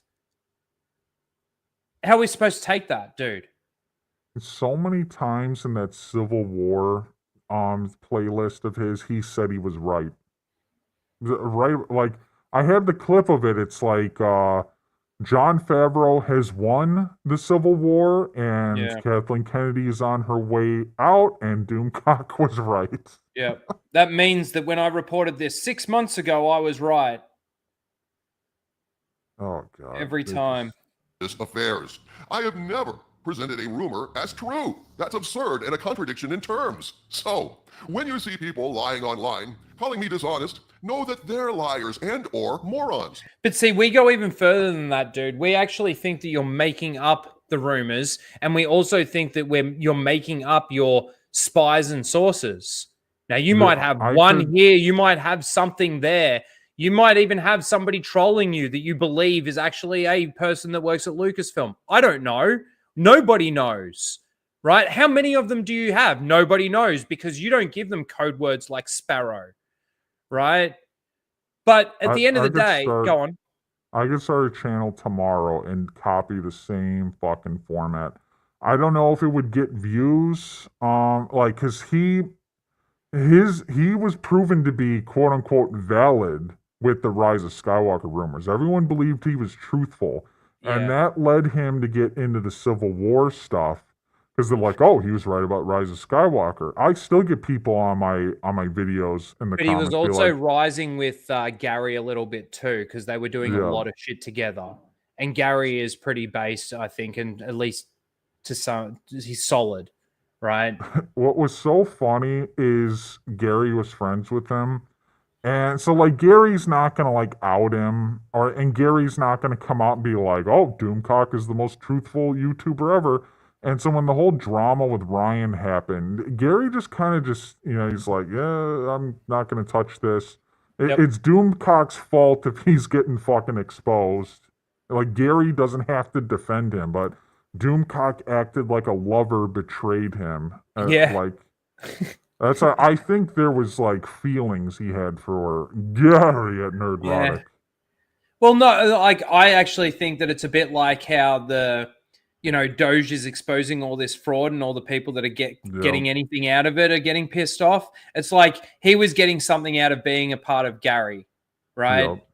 And he's no longer going to get that growth. He's no longer going to get that acceptance. And especially around the time that it happened, with Friday Night Tights sort of starting to take off a little bit, and Gary was really growing, and it was actually sort of, he lost that connection. He lost that ability to keep growing. And you look at Doomcock's channel since that happened.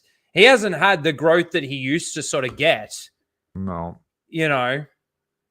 The guy is a clown. I don't care if he starts pushing everything that I push. Like, I never accept this fucking clown. Yeah, no way. No way. Can I ask, was your, like, concept of the, Darth Malvin and the mask and everything, was that inspired at all by the fact that Doomcock does it as like a troll, or no? It's just, Sith Lord, Star Wars, didn't want to reveal my identity. Yeah. Like, that's really what it is. But, like, everyone tries to be like, I just this second-rate Doomcock. Yeah, no, that's why I'm asking, because, like, I never, like, because you could have done it as just a troll, and I wouldn't think any less of you or anything like that if that was the case at all. I'd actually think it was funny. He's not the first person to wear a mask on YouTube. No. He's not the first person to, like, deepen his voice. It's just, he's not the first person to ever fucking do it. No. And so whenever people say that in my comments, I always just, like, accuse them of, like, being in love with Doomcock. I'll respond to it, be like, no, you only just think that because you're in love with him. Yeah, and they're like, what? Awesome. But despair not, my friends, as supervillains are regularly slandered. It's in the job description. Oh, shut up. And now, to be absolutely clear, and I'll say it slowly for all the mentally impaired trolls out there. Here we go. Take it with a grain of salt. Here come some rumors. At this point, I must state that what I'm about to share with you is information It's provided to weird me by my he's saying that now, because like I haven't talked about him in a while, and I do feel he's like referencing me. Like I know he's seen my videos. Oh This yeah. stupid fuck. Yeah. But I guess it just, the video is 13 minutes long, and maybe that makes the video go longer. He's There's such a that too, weasel. Like his intro talking about his join members was like a minute long. Yeah, that's the thing. We're 7 minutes into the video, and we're now just sort of starting to get to maybe some of the guts of it. That's probably why, because like 8 minutes you get the double ads, but like Yeah. you need to make it a little longer than 8 minutes, otherwise Yeah, it you won't want to sort of perform as break. well. You want to break that 10-minute mark, but not go Yeah. too close to the 15. I reckon. agents, but since I cannot personally confirm any of it, I'm presenting it as unverified rumor. Okay? Yeah, unverified, but yet my sources, who are very reliable, tell me that it's exactly true. It's 100% true based on my sources. I ask you to please take it with a grain of salt. So yesterday, I hit up my sources asking them for confirmation of the KK retirement story, fully expecting them to rubber stamp the mainstream media story. But what they said actually surprised me. Early in the morning, I received this first message, quote, "So, okay, we are getting flooded by this. So just for fun, according to Puck News, KK is planning to step down. We stand by, we will believe it when we see it. That being said, our personal opinion is this. It fits a recurring theme that's happened before each Star Wars show, i.e. George is coming back, or Disney is going back to what Star Wars was, basically using the JJ/Bad Robot playbook. We don't believe KK will go anywhere till the Rey movie is either in theaters or dead completely. But as the day..." That's sort of what you were saying, right? What's that? Did KK wouldn't go anywhere until the Rey movie? I think the Mando movie, which is about a year from now, I don't think she's stepping down before that. I'd be surprised. And then there's so many movies that are being produced currently. It's like there isn't a good time to step down. So maybe the best time would be after Mando, end of 2026. Well, I don't know. I'll And the believe Rey it. movie's supposed to be what, 20? The Rey movie's supposed to be 2026 or 2027? I don't know. I mean, fuck. There's been so many writers and so much shit that's been going on with that we're nowhere. I think that movie is it's possibly shelved right now. It's happening for sure, but like it's not 2026. You had all the dumbass shills like Molly Damon go like, it's not delayed, because there was a news source that came out said it was delayed like I think over a year ago. Yeah, so it's gonna come out like 2027, 2028 maybe, 2029 they might push it, but it's coming. People think it's going away. It's not going away. That's the thing. The way they pranced out Daisy Ridley, you got to remember this is Celebration 2023. They announced this, and nothing has happened. Nothing. All we hear is stuff from Daisy Ridley saying, "Yeah, I'm going to see a script soon," and then 6 months goes by. I'm going to see a script soon. I can't believe they thought that was a good idea. We're 4 years removed, not even 4 years removed from the Rise of Skywalker, and they're like, "Yeah, we're announcing a Rey movie." When everyone hates Rey. But it just shows how committed they are to doubling down on their and how bullshit. tone deaf they are. And these Filoni lovers don't understand that. And they think the movie is literally going to be canceled and Rey will never ever appear again. That's not true. The worst case scenario for all the Rey lovers is they shelf the movie and it doesn't happen for a long time. But eventually, Rey is coming back because she's the face of Disney Star Wars for the future. Yeah. Day went on. It's More and such a more bad outlets were picking decision. up the story, so I contacted my spies and asked them, "Shit, seems like there's something here, guys. Can you take another look and dig deeper?" About 12 hours later, this is the response I got. Quote, dig deeper. His spies are digging for Doomcock. Dig deeper, Harvey. God damn it. SWA comes through with 5 gifted memberships. Thank you very much, dude. I really appreciate that. If you got a gifted membership, give SWA a shout out. Thank you, dude. Appreciate that. You guys can get the seal clap emojis now when we go to wrap up seal of the week. Yeah, fucking sources, man. Go deeper. I really don't believe KK will go anywhere.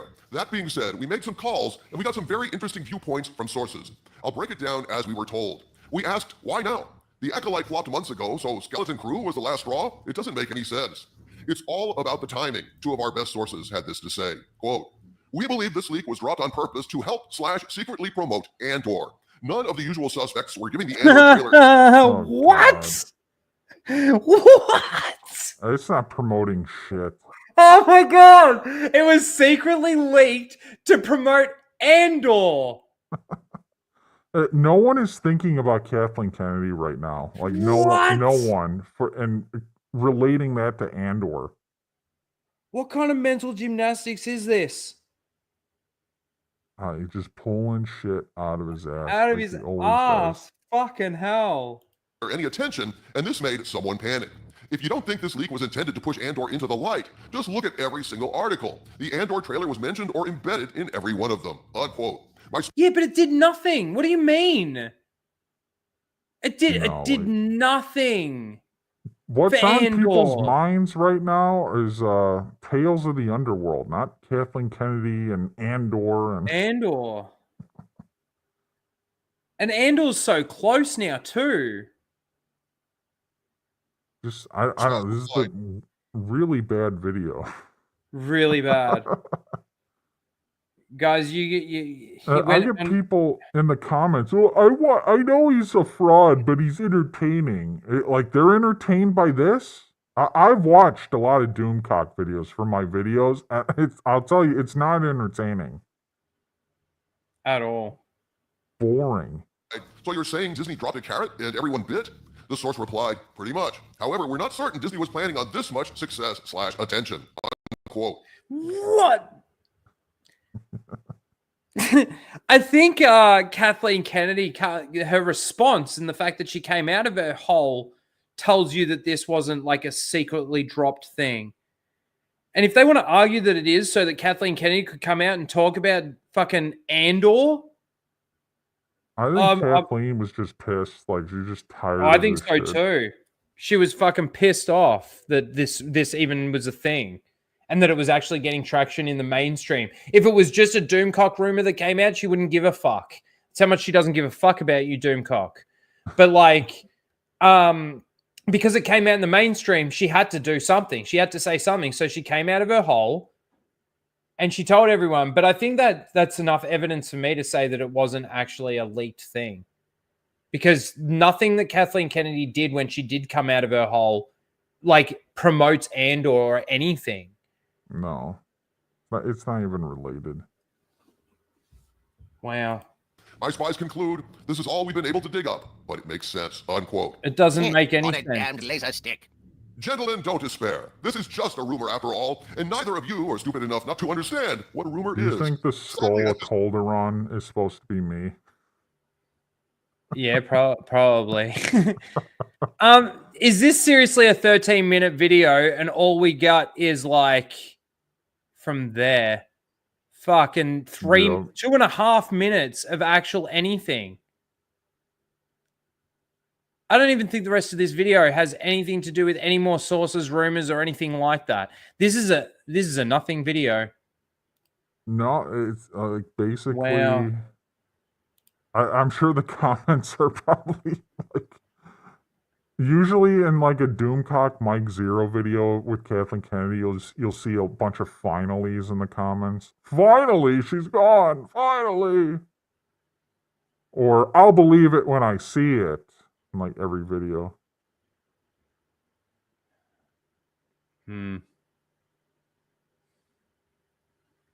Doesn't matter if Kathleen Kennedy says she stays or goes. Sorry. But I have noticed when I have looked at the comments, I've noticed that they're like a lot of them are like not cringe on the Doomcock comments. I think they're like starting to get it, like he's a fucking fraud. But he still gets a lot of views, comments, likes. Yeah, 6,000 likes. What's there to like on this video? I don't know. It's almost like he's got a cult. He's got a cult of There's a supporters. lot of stupid people on the internet. Like, they're just the reality of it. And these people know how to manipulate them. They know what they want to hear. And like, it's just a grift. It's a formula that you follow, and he follows it. He makes his money, and Yeah. that's what he does. Like Mike Zero. Like, Mike Zero just follows the I formula. know Zero's style. I know Doomcock style. I think I could start a channel, Mike Zero channel, a Doomcock channel. I think it could be successful. I don't know, like, how many subscribers I could get, but I do think I can generate some buzz and copy what they do. Well, I to a I T. actually came up with an entire script mocking Doomcock. I had a whole outfit set up and everything. I was going to do it, and I never actually made the video. My name was Dictor Van Dumbcunt, and oh man, actually, Greg helped me a little bit with that script. But yeah, came up with an entire rumor that was just pathetic and ridiculous to report on. Maybe make like a new channel and just like do that character. Yeah. I could actually. I should probably. It's just the work that I got to put in. I don't have the time at the moment, but Yeah. yeah. That's as easy as it is, I think, to do what he does and Zero does. Like, it does take work. Like, oh yeah, you can't just like sit around. You got to put in a lot of effort. But it's definitely fake news, and there's definitely a formula that they follow. Well, I definitely think these are just pre-recorded images of Yeah. him just moving his hands and, you know, pretending that he's talking, and then he just talks over the top of these videos, obviously. Yeah, I don't even think that's him. I think he's like a friend of his. Yeah, maybe. Anyway, I don't really want to watch any more of this video. He basically reported what he wanted to report, and now he's going into explaining why it's a rumor again. Point. While KK may indeed be retiring, folks, my sources cannot confirm it and are skeptical on the matter, saying KK... So again, this video is nothing. I can't believe how many views it's got. I can't believe how many likes it's got. There you go. I haven't watched a Doomcock video in so long, and that was painful. Yeah, I probably won't be watching it. Another one for quite some time, but he did mention Cameron Pashaw. Yeah, I think he just mentioned him in passing. I don't think it means they're talking. Yeah, but he did say my friend Cameron Pasha, so it's he did put. They have to check in. Well, you have to check in the Patreon. See, he's not going to outright say I don't talk to Cameron Pashaw anymore, but he hasn't been on the channel. Like, that says a lot. Yeah, they haven't done that. They used to collaborate a lot. Oh, yeah. Major collaboration. A lot. But not anymore. Probably because of the Sparrow file. Yeah, maybe. Dude, like I said, I reckon you need to start taking... you should be proud and take that responsibility and that ownership of destroying these people. J.I. Acob, you've done a number on. Doomcock, you've done a number on. Sparrow, you've done Cameron Pasha, you've done a number on. Theory, you do a number on. I end careers. I think Star Wars Marvel Purist is almost taking over in regards to the theory. Like biggest theory. He's got skills. Now, there's a lot of people that make shit like about theory. A lot of them are like woke idiots, but Purist, I think he's the second coming. Mm-hmm. And then I like your criticisms of him. But like Purist has got, how many videos has he got now? Like over 10 videos. Yeah, he's got a few. And they're all really good. I did like the one where, you know, he shows the plagiarism of Wikipedia on his videos. And I did like that came up in conversation because Theory basically said that it was little clips that he took out and he read that and then he talked about what he talked about. And then when you actually watch the video, it's like, no, it's pretty much paragraph after paragraph. And then there's a little bit that you say to get you to the next paragraph. You know, that's what I saw. But yeah, I can't stand him anymore. I thought there was some turning the corner after the Acolyte. but I was wrong. Because then he was all okay with a trans clone, and he was all okay with Anakin being gay. Doesn't give a fuck. Ever since that Fucking happened, the idiot. Anakin gay scandal, like it's my audience, like have no tolerance for him at all. Yep. It like everyone is turned on him completely, and It's it such a just stupid thing to say. it just is. It is what it is. Like with him, he supports Disney Star Wars. Mm. And I think purists might have been able to kind of reach him a little, but like that's a stretch to like think that anything could happen. But I he's just think to known. myself, if after everything that Ryan and Mauler did on those streams, and that still didn't get through to him, I would love to give Justin credit, but I just don't think anything's going to get through to him. No, if anything, it would have that Star Griff would have had to continue, and it would have to been continuously he's interacting with them, and then maybe possibly. But we shouldn't even be talking about him changing his tune and disavowing Disney Star Wars. Like, why does it take so much effort from other people to convince him? It just When you should be able to see it plainly. It's like you either want Disney Stars to fail or you don't. you And don't. he doesn't want it to fail. He's not on our side. He's chosen the side of the shills. And you call him a shill, he'll freak out and be like, what are you talking about? Like, he's chosen that side. And I think it's deliberate. Like, I don't think it's ignorance. Well, also too, I loved Star Wars Marvel purists' point on the sabers. Like, why are you creating Disney character sabers? Why aren't you creating EU character sabers? Why would you even go there? You could make so much out of the EU sabers. Like, it's just still just a lightsaber, isn't it? But like, you've made a Kylo Ren saber, you've made a Rey saber, you've now got the Ahsoka sabers. It's just no good answer. Oh, it's Star Wars. Yeah. All right, we're going to end the poll. We had a good vote because we've had a really good turnout. Melbourne, thank you again for coming on. It's been awesome. I don't get to talk to you. I don't get to watch as many of your streams live, especially. So it's been fun, casually raging here, and talking about some shit. Talk about the Karate Kid. Yeah. So we're ending the poll. 37 votes. Thank you, guys. All right. So in last place with 5% of the vote was Dan. Sorry, Dan, not this week, buddy. Wasn't quite strong enough. In second last place, third place, with 10% of the vote was number 2, M, with a little shipping comment. In second place, with 32% of the vote, was number 3, Darth Thunder. And I think for his first win of the year, I think it's fitting that Melvin is here for this. For his first win of the year, with 51% of the vote, was J.I. Acob. Instead of choosing one of the better movies, he decides to go with The Rise of Skywalker. Congratulations, J.I. Acob.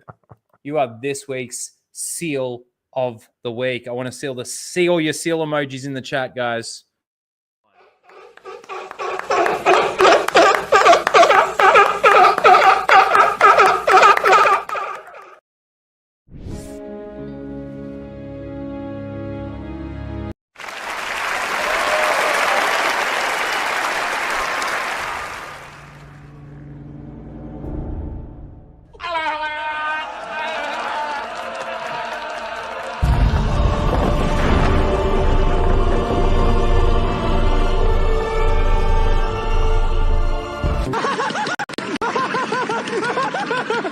I'm all the Jedi.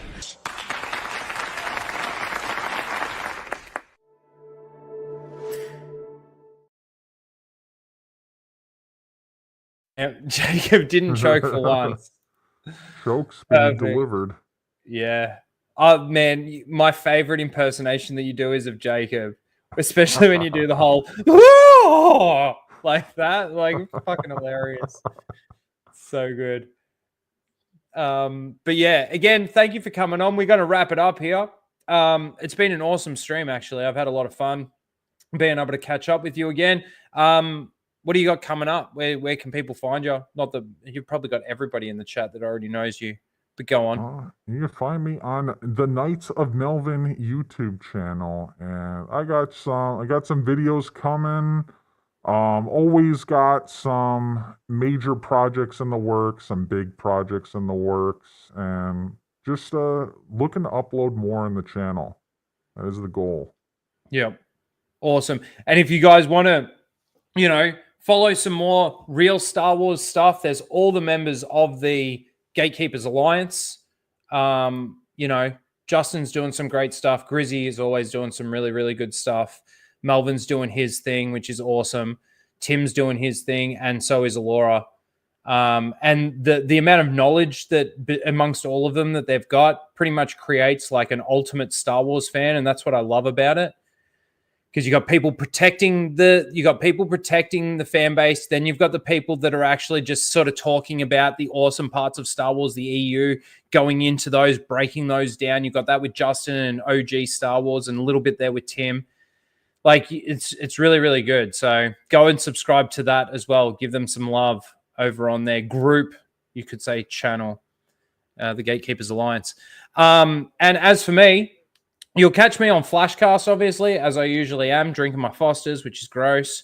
But other than that, there'll be Casual Rage. Like I sort of said earlier, I think I might start trying to feed in another stream, but it'll be more in my time zone.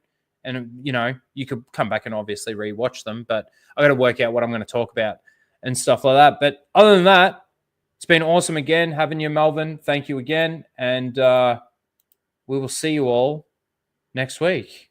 There's my clips. I'm always so bad on this. All right. Later, guys. They came bounding over. Fuck off! Disney! You fucking cunt! A few minutes? Are you kidding? At the rate they're gaining? No, what is it? You have to shoot this. Traveling through hyperspace is like Dustin Crop's kid. Without precise calculations, we fly too close to a store. They're bounce into a supermarket and then... Yeah. It'd be a hell of a mess. What's that? Watch. You're losing your deflector shields. Go strap yourselves in. Be careful on the way out. Yeah, sure. I'm taking very cautious. You... Go away! Bounce too near a supermarket?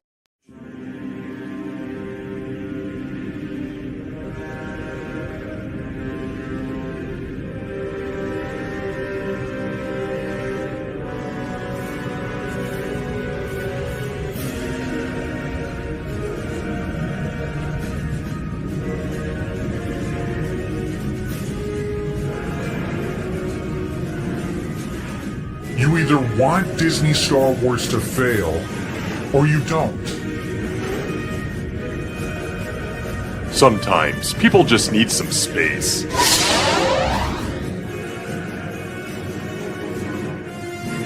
There are Lucas facts, and then there is cringe factor. Explore the adherence to canon, continuity, and lore. We have more fun ripping Disney Star Wars than the shills do enjoying it. And that triggers them.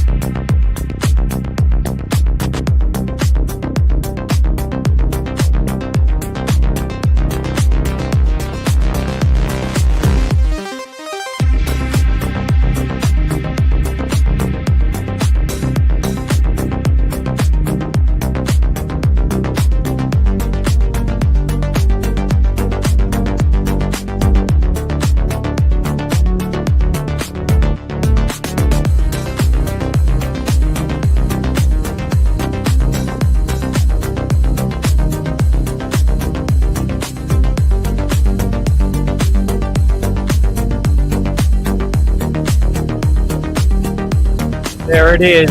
That respect being said. Improv.